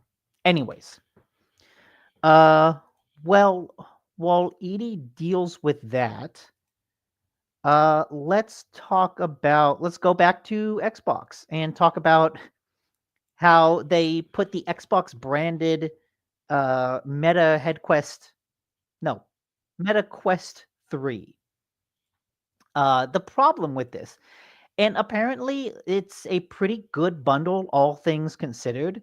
It's $400, which is higher, $100 more than the Meta Quest 3 itself is. But it comes with like a special elite head strap that's supposed to make it more comfortable. It comes with an Xbox controller, and it comes with a month of Game Pass Ultimate. And so all those things considered, it's actually like not that bad of a deal if you were looking for a Meta headset. The unfortunate, like, weird part about this collaboration, though, is that when they actually go into the details of how do you play these Xbox games on the headset, because there are no VR games on the Xbox store because it doesn't support that. What it does is, if you use that month of Xbox Ultimate and you sign up for a Game Pass Ultimate, that allows you to stream Game Pass games to any device. You can stream it to like an Ally, or you can stream it to using the Xbox app you can download from the Quest store. You can stream those games to a big screen 2D screen in your VR headset. So you're not actually playing the games in VR. You're playing them in, like, you're still looking at a flat screen just in the VR headset. Um, and that's how you can play the Xbox games on the MetaQuest. You have to stream it from Xbox, and you're not actually doing any VR. You're just looking at a single big screen, which feels like such a weird collaboration. It feels like a stretch to say, oh, yeah, this is an Xbox headset, because it's an Xbox headset in the most roundabout possible way. FYI, I went on to Xfinity to find out what the hell is going on because my router keeps on restarting. And there's a big red banner across the front that said planned maintenance in your area is scheduled for 6:30 to start at 1 a.m. You may experience interruptions. So I have a feeling this happened. Oh, oh, oh. Is that it again? Okay, well, on to, on to the next news story. Let's talk about the Switch 2. The Switch 2, by all accounts, is a pretty good device. May have to do Oops. with Edie? Are you there?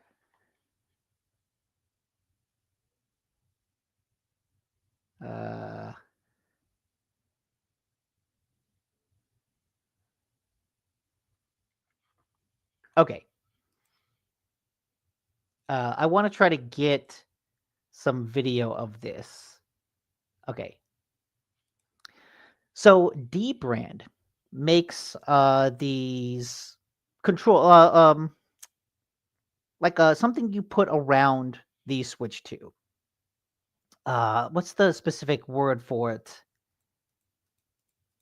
It's like it's a shell. It's like a rubber shell that's designed to protect the console if you drop it on its side. So it's got like padding along the top and the bottom, and it's got padding around the controllers. The thing is that that padding actually interferes with the magnets that hold the controllers to the console. And so what happens is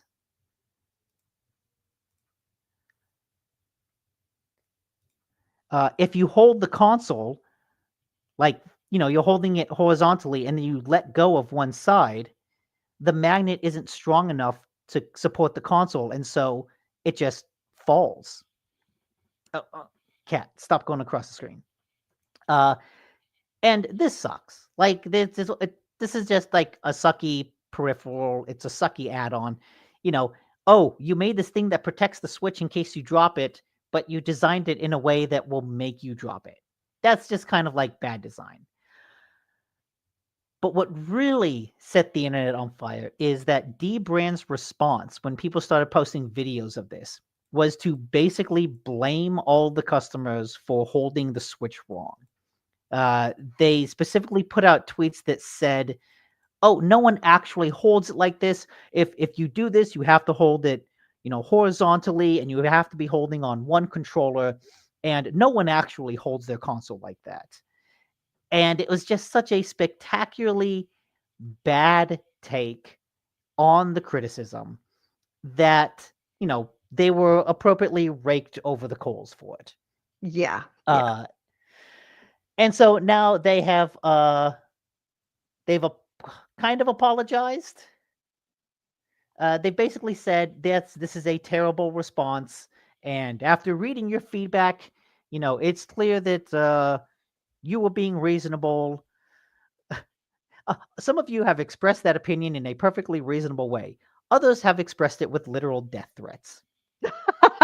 So, no one's a hero in this situation, except that, like, to make a bad product and then blame people when it is exposed as being a bad product is a pretty shitty take for a company to do. And I feel like you really have to be wary of buying any Dbrand accessories going forward, because clearly they won't refund it. Like, that was also the part of the controversy, is that because they didn't accept the responsibility of designing a bad accessory, they wouldn't refund people who sought it after dropping the Switch. That's awful. Yeah. By the way, I'm going to put this on the screen so that you guys can see it. This is what's going on. Of course, my first day of doing internet here. Routine maintenance is scheduled for your area soon. It's because my router keeps on restarting. It's Finagle's law. It's Finagle's law. Yep, absolutely. And the router keeps on restarting, and I keep like, what in the world is because everything's kind of like, it's not where it's going to be permanently, but it's where it is right now because it's most convenient, and I could literally see it from here, and I can see it restart, and then have to gear back up and then restart again and gear back up. So actually, I forced a restart. So maybe that might be fixing it. I don't know, but I think that it's not a coincidental thing that this is appearing on my screen or on my account. No. So yeah. So okay. It's all your fault, Edie. Dbrand even said so. Yeah, it is my fault that all those Switch 2s are falling out and breaking on the floor. Yeah, now, Edie, you're using the internet wrong. I'm using the internet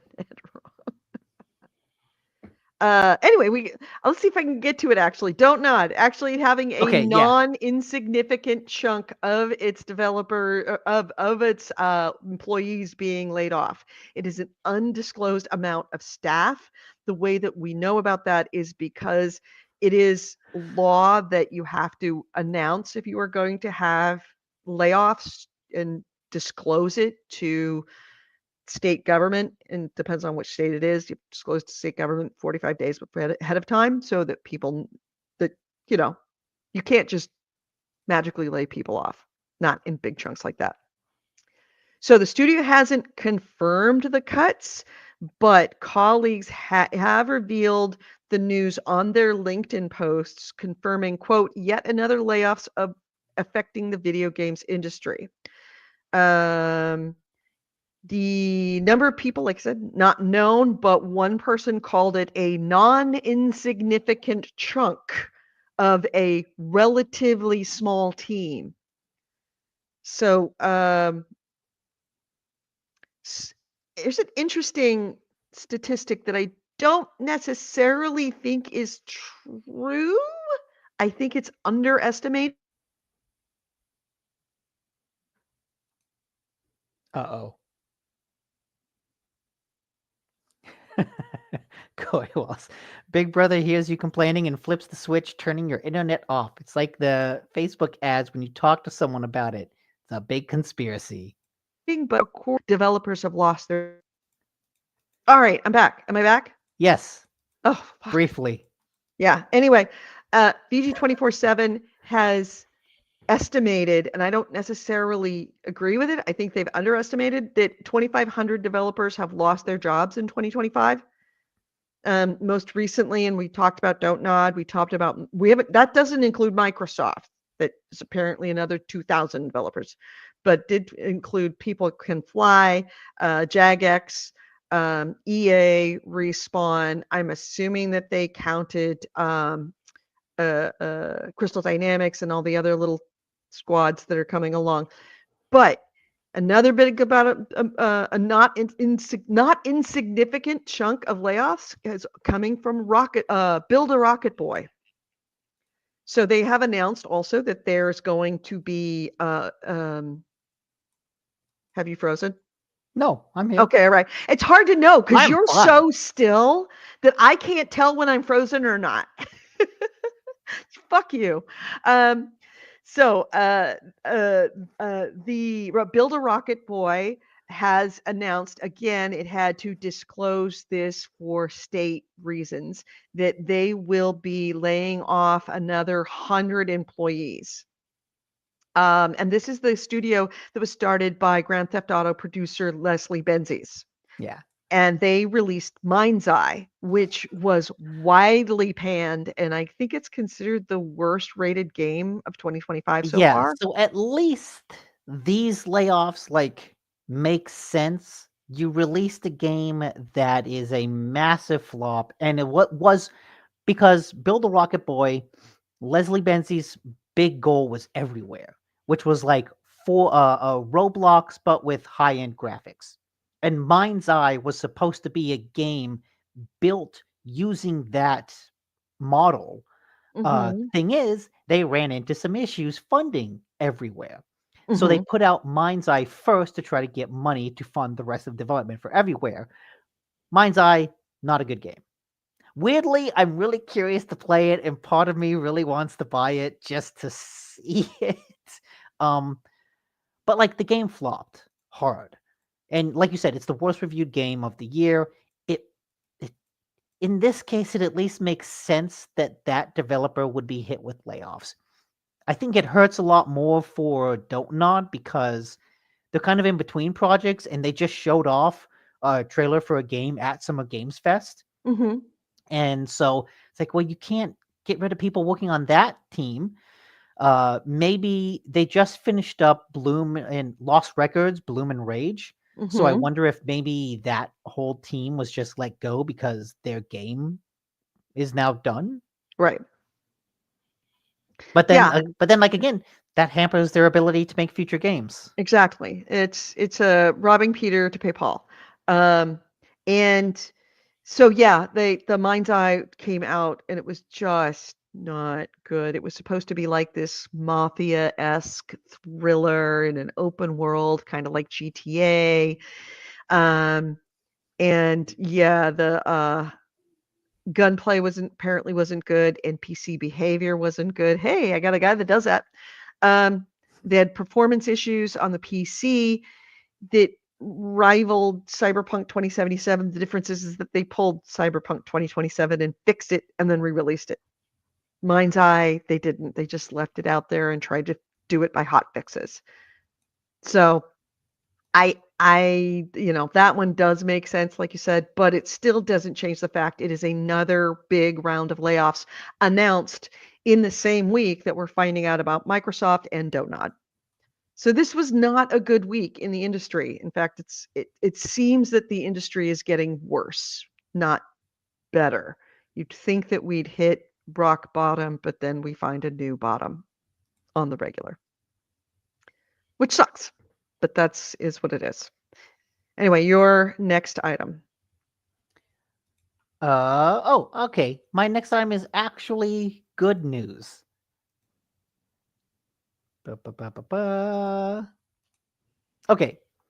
Newzoo puts out a revenue chart for like the top revenue earning games each month. Right. And last month, when Expedition 33 came out, in April, when Expedition 33 came out, it came out at number 13 on the revenue charts, which, pretty good for a single player, not live service premium game. In May, it actually climbed several spots to position 8 in the top Really? 10. So it's gone back up? Why? Yeah, because it sold well. Mm. It sold, enough in its launch month to get number 13, and it sold even more the next month to get number Okay. 8, which is just not something you see often for a single player, premium title. And so Do we know what is the list of the top revenue games this year, and I how have many of them are single player RPGs? well, I have the list for May Okay, May. Go from ahead. Newzoo.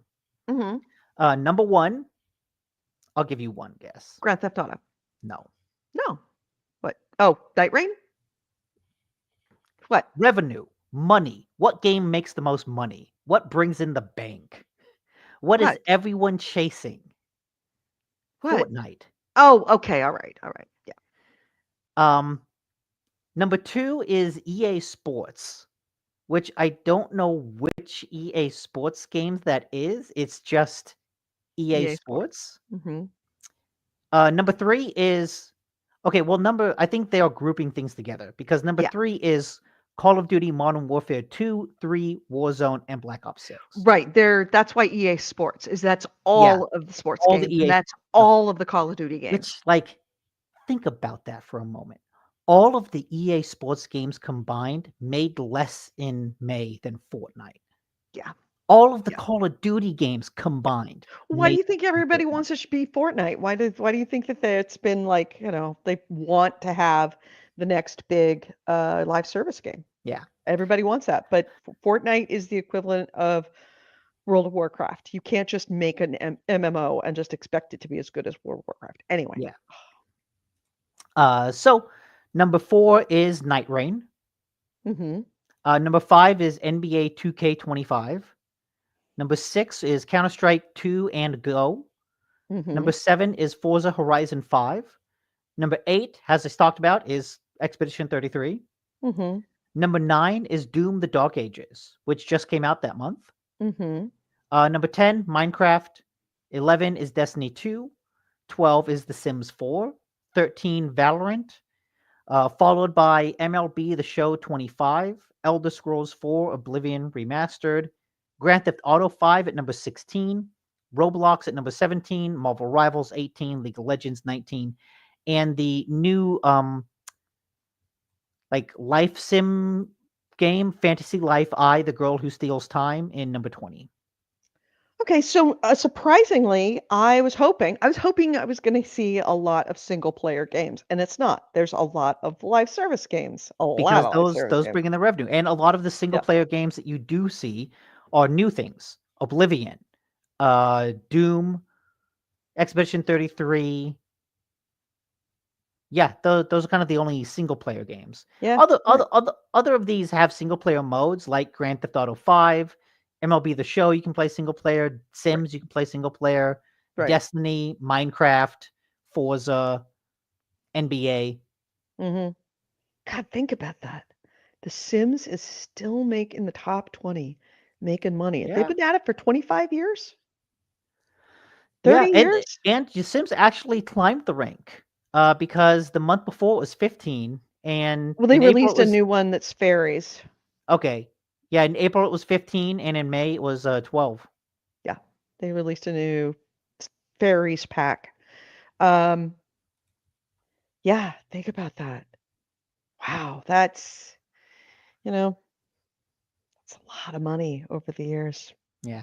A lot of money. Anyway, so yeah, Oh yeah, I'm Player surprised that Expedition there weren't selling more. well, selling even better, has like word of mouth spreads about it, Mm-hmm. and it's not an $80 game, Mm-hmm. which I think is nice. Has the rest of the industry reacts to increasing prices by increasing their own prices to try to wring as much money out Yep. of a narrowing consumer group. Mm-hmm. Like, I think a better solution is to have a wider variety of games, a Mm-hmm. larger spectrum. Yeah. All right. So my last item is a very two about Night Rain. First off, Night Mm, Rain has finally, and they said that they were going to do it, and everybody's like, okay, but when are you going to do it? And they're like, oh, we're going to do it. It's like, yeah, but when? They go, oh, we're going to do it. Don't worry. And then they dropped the enhanced uh Night Lords. So these are enhanced fights against existing Night Lords. They are essentially harder fights for the existing ones, and they did one for uh let's see. I'm going to make sure the new Everdark Sod for Ever that's called the Everdark Sovereign, which is going to be an enhanced fight that rotates every week to be an extra difficult fight that week. So the Gaping Jaws, Adele, is currently live as the Everdark Sovereign. The Gaping, sorry, let's see, I take it back. Yeah, Gaping Adele's currently. Next week it's going to be Sentient Pest, and then the week after that it's going to be Dark sentient Drift Night. pest. Yeah.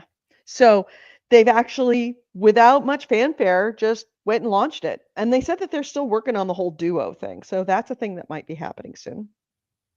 The other interesting thing is there was, I'm not quite sure whether it was someone who figured it out or if it was somebody in that looked inside underneath the hood or somebody that actually knew somebody in the company. I don't know.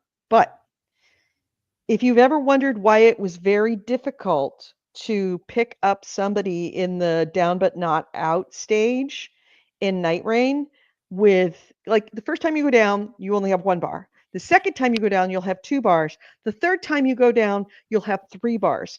And it's very, very, very difficult to get somebody up after three bars. Like I'm constantly like, I'm hitting them, right? I am hitting them. Well, there is a reason, and it does not surprise me that this would come from FromSoft. So apparently, there was a video that was released about this game mechanic that so they did the math. Here's the math on it. So once you hit the down but not out state, you have a 15-second timer to be essentially you attack the person that's down to essentially clear out that bar. That's the first bar. So you know that every time you die, you get either one bar, two bar, or three bars. First time you die, you only have one bar. Second time you die, you have two bars. Third time you die, you have three bars, and you have to hit them until the bar is at zero. So the first down comes with a revive value of 40. That is represented by one full bar. So you have to do 40 damage. 40 damage to get somebody up from one bar. But the second bar is not an additional 40. It goes up exponentially. The second time you go down, the bar will have two segments at 45 each, or 90.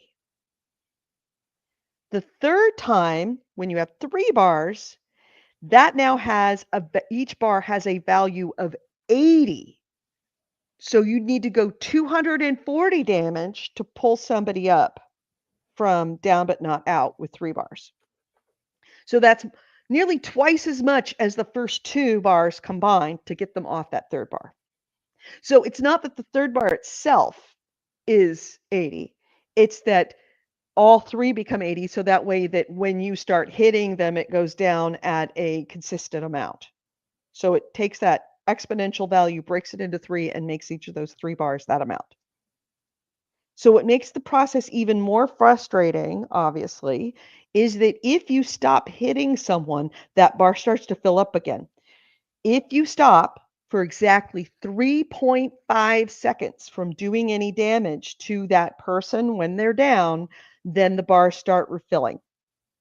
And the speed at which the bars fill back up increases the more bars that a player has. Starting at 2, so the first bar, you will refill at 2 HP per second going back up to that 40 bar. And it gets exponentially faster filling up as the more bars you have. So not only do you go down, it's harder to pull you up overall. You have to keep doing damage for quicker, like less time between hits Yeah. in order to actually make that bar go down. You have to be stronger. You have to be stronger, and yeah, it's just that's why it's nearly impossible unless it is the very end of the fight and your other 2 buddies both hitting you that you will get somebody up from 3 bars. Which is why it's so damn important when you go into that final fight with the boss that you have your bars, you're back to 1 bar, because there's no Well, I way think you will be able to pull up from 3 bars once you go down. you'll always go into the final fight, and I think you'll go into any boss fight with 3 bars because that gets reset when you stay at a site of grace. Oh, that's true. That's true. Good point. Well, anyway, So bottom it's line, don't die. Don't get yeah, hit, get good. don't die. Yeah, just don't get hit. That's it. Yeah. Just fucking people are like, oh, Elden Ring is hard. No, it's not. Just don't get You hit, just don't die. loser. You'll be Jeez. fine. You'll be fine. Yeah, there's the video on YouTube if you want to have get the full story of the nitty-gritty of this person who really did the math on this.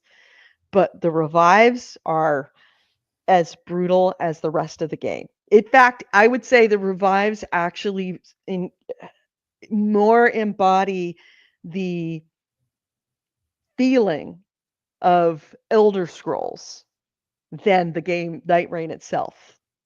Night Rain itself, it's hard, but it's not that brutal. And of course, you go down but not out. But the revives part of it is so punitive that it is more in keeping with Elden Ring than it is with Night Rain.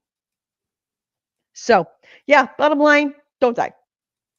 But it's interesting math. It makes me better appreciate why it is so hard to get somebody up when they've got a second bar and almost impossible with a third bar. Yeah. So, Yeah, it means like when sites of grace. when Sites you're of grace. at bar 3, like you need your other 2 teammates to help. Yeah, both All you teammates need to have do to help, like and they have to do a lot of damage for a really long time. or you need to like execute your ultimate ability Even just your to get ultimate someone won't up. pull you up. I know this for a fact. Your ultimate will not pull you up from being Mm. down by 3 bars. It's not enough.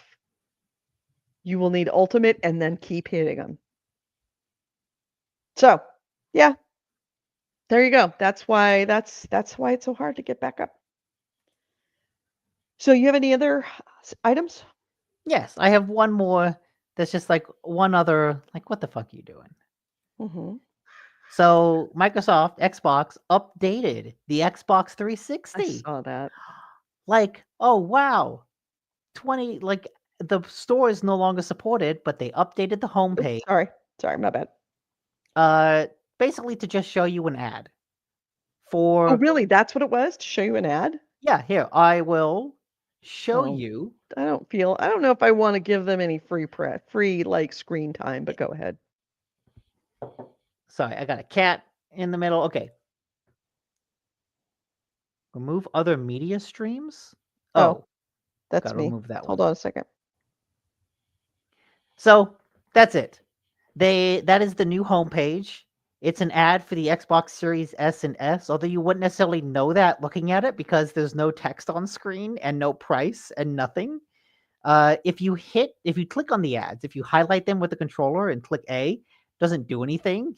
So Mhm. it's just a picture of the Xbox S and S with a QR code. They actually paid somebody money to do that. Mm-hmm. And they actually assigned people that job for a little while.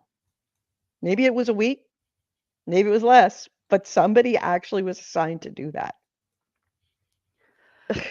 So, yeah, Xbox out here following up a good week with a real bad week. Fighting the good fight.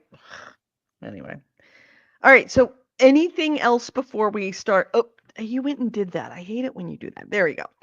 Anything else before we end the show? Are you going to be playing anything later? I'm gonna be delivering packages. Oh, of course you are. Why wouldn't you? I'm gonna be getting my steps in. Getting your steps in. All right. So I am going to try my best to get back to some Night Rain because I really, really, really like it. And I really, really, really want to play it. And it's really, really hard for me to carve out some time to do it. And I like it a lot and I want to do it more. Cool. I'm glad you're enjoying it. I'll You can't promise me that. You can't promise. No, I can't promise you I'll join you. I will try. Nothing like putting a branded t-shirt on a corpse. Well said, AC Wraith. That's exactly what that is. That's pretty good. Yeah, and I'm probably going to be playing some more Call of Duty just because I need to find love for it that I don't have. To be honest. Come on, cat. Do the thing. He knows he's being looked at. Come on, you can do it. Come on, cat. He's gonna do it. No, he's not. No, he's not gonna do it. Now maybe now. You might. Nope. So Buddy has moved out of the sunbeam and is now in the shade. So that says it's warm enough here. He got too hot in the sun. So now he's found a nice place in the shade on the dog bed. So on that note, do you mind closing this out at this point? No, yeah. Fire employees, put out ESO patch. As long as ESO stays up, Corey's cool. Everything's good. It's all good. All right. So let me get to my media assets here and let's close this out. You've been listening to GameHounds. GameHounds episode 785. We did record this on Sunday, June 29th, 2025. I've been Edie Sellers. With me has been Nick DiNicola. Ways to get a hold of us. GameHounds.net is our website. GameHounds@gmail.com is our email. We record this show live every Sunday at 2 p.m. Pacific, 5 p.m. Eastern on Facebook, on YouTube, and on Twitch. On Facebook, we are facebook.com/GameHounds. Actually, the GameHounds. YouTube, we're GameHounds Vids, VIDS. And on Twitch, we are the GameHounds. We would love to have you join us live and see our happy, shiny faces. Because we're here, live streaming our video. You can actually see what we look like and and you get all the extra stuff that we talk about as well. And also, you get to hang out in the chat room with AC Wraith and with Bitters and with Corey Wallace. And there was somebody else. I can't remember who it was, or maybe they didn't talk. But anyway, there was a bunch of people in here. Thank you so much for being in the chat room, guys. We will look forward to seeing you next week. If you are watching right now, before you leave today, please hit subscribe or just hit the like button. That would be great, just so that it does really, really make a difference to hit the like. So please do that. We are 100% Patreon funded, listener funded. if you'd like to join our Patreon, $1 a month is all we ask. We are at patreon.com/GameHounds. $1 a month is all we ask. That's like 25 cents a show, sometimes even less, depending on how many shows we have, depending on how many Sundays there are in the month. It helps us pay for the subscriptions for all of the services that we need in order to bring this to you. And if you are one of our patrons, thank you. You have no idea how much we appreciate it. Also, don't forget, we have a Discord. Feel free to join us on our Discord. The Discord is on the screen right now. And if you are listening on YouTube, listening on as a podcast, you can go to our website, GameHounds.net, and find the link for our Discord. I cannot get the description to change right now to get it on the description for the actual podcast. But if you can, just go there. We would love to see you in the chat. Nick, have a great week. Thanks so much for being here. We'll see you next week, right? Nick? Me? Right? Yeah, I'll be here. Okay. All right. Have a great week, everyone. Take care. Bye-bye.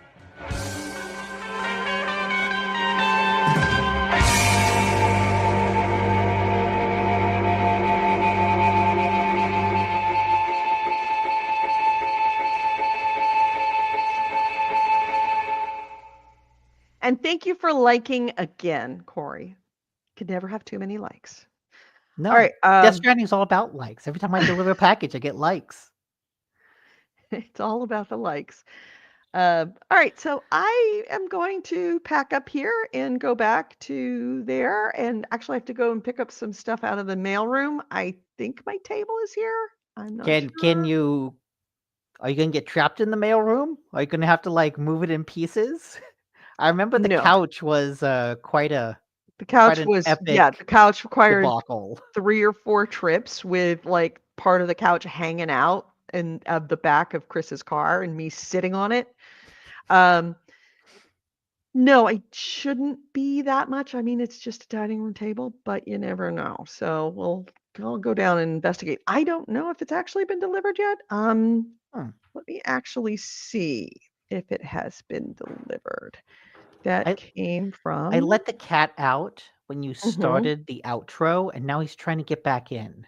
Of course he is. Now he's a jumping little at the, asshole. He's jumping at the door on the other side to be let back in after jumping on the door on the inside to be let out. Yeah. Yeah, of course. So God. Just have Nick deliver it. What? I'm sorry, I don't deliver things in real life. I only deliver virtual items. Yes. He only delivers the pain. So yeah, I can't carry as much on my back. My table is definitely here. Well, so I have to go down and evaluate whether I can move it, and if I can, I'll try and move it and put it in the house. If not, then I'll have to reevaluate and try to sucker Chris and Claire to help me again. Tell them they don't get dinner today unless they help you move it. I'm not making dinner tonight. Ah, dang. Yeah. All right. So everyone, have a great week. Thanks so much for being here, and we'll see you. I believe I don't have anything going in the next month. Let me take a look at my calendar. You don't have anything going, right? No, I'll be here the next week and the week only after. Potential thing that we might have had was Goalie was in Colorado over the weekend. He was a speaker at the Let's Play convention. I thought that photo that he sent was from the Digital to Dice convention. No, that was from Let's Play. Oh. The Digital to Dice already happened, which was his own convention that he did on the East Coast. This one was in Colorado, where he was not a keynote speaker, but one of the speakers. What do they call that? A speaker? Yeah. Well, they have like sessions. So. Okay. Well, that's awesome.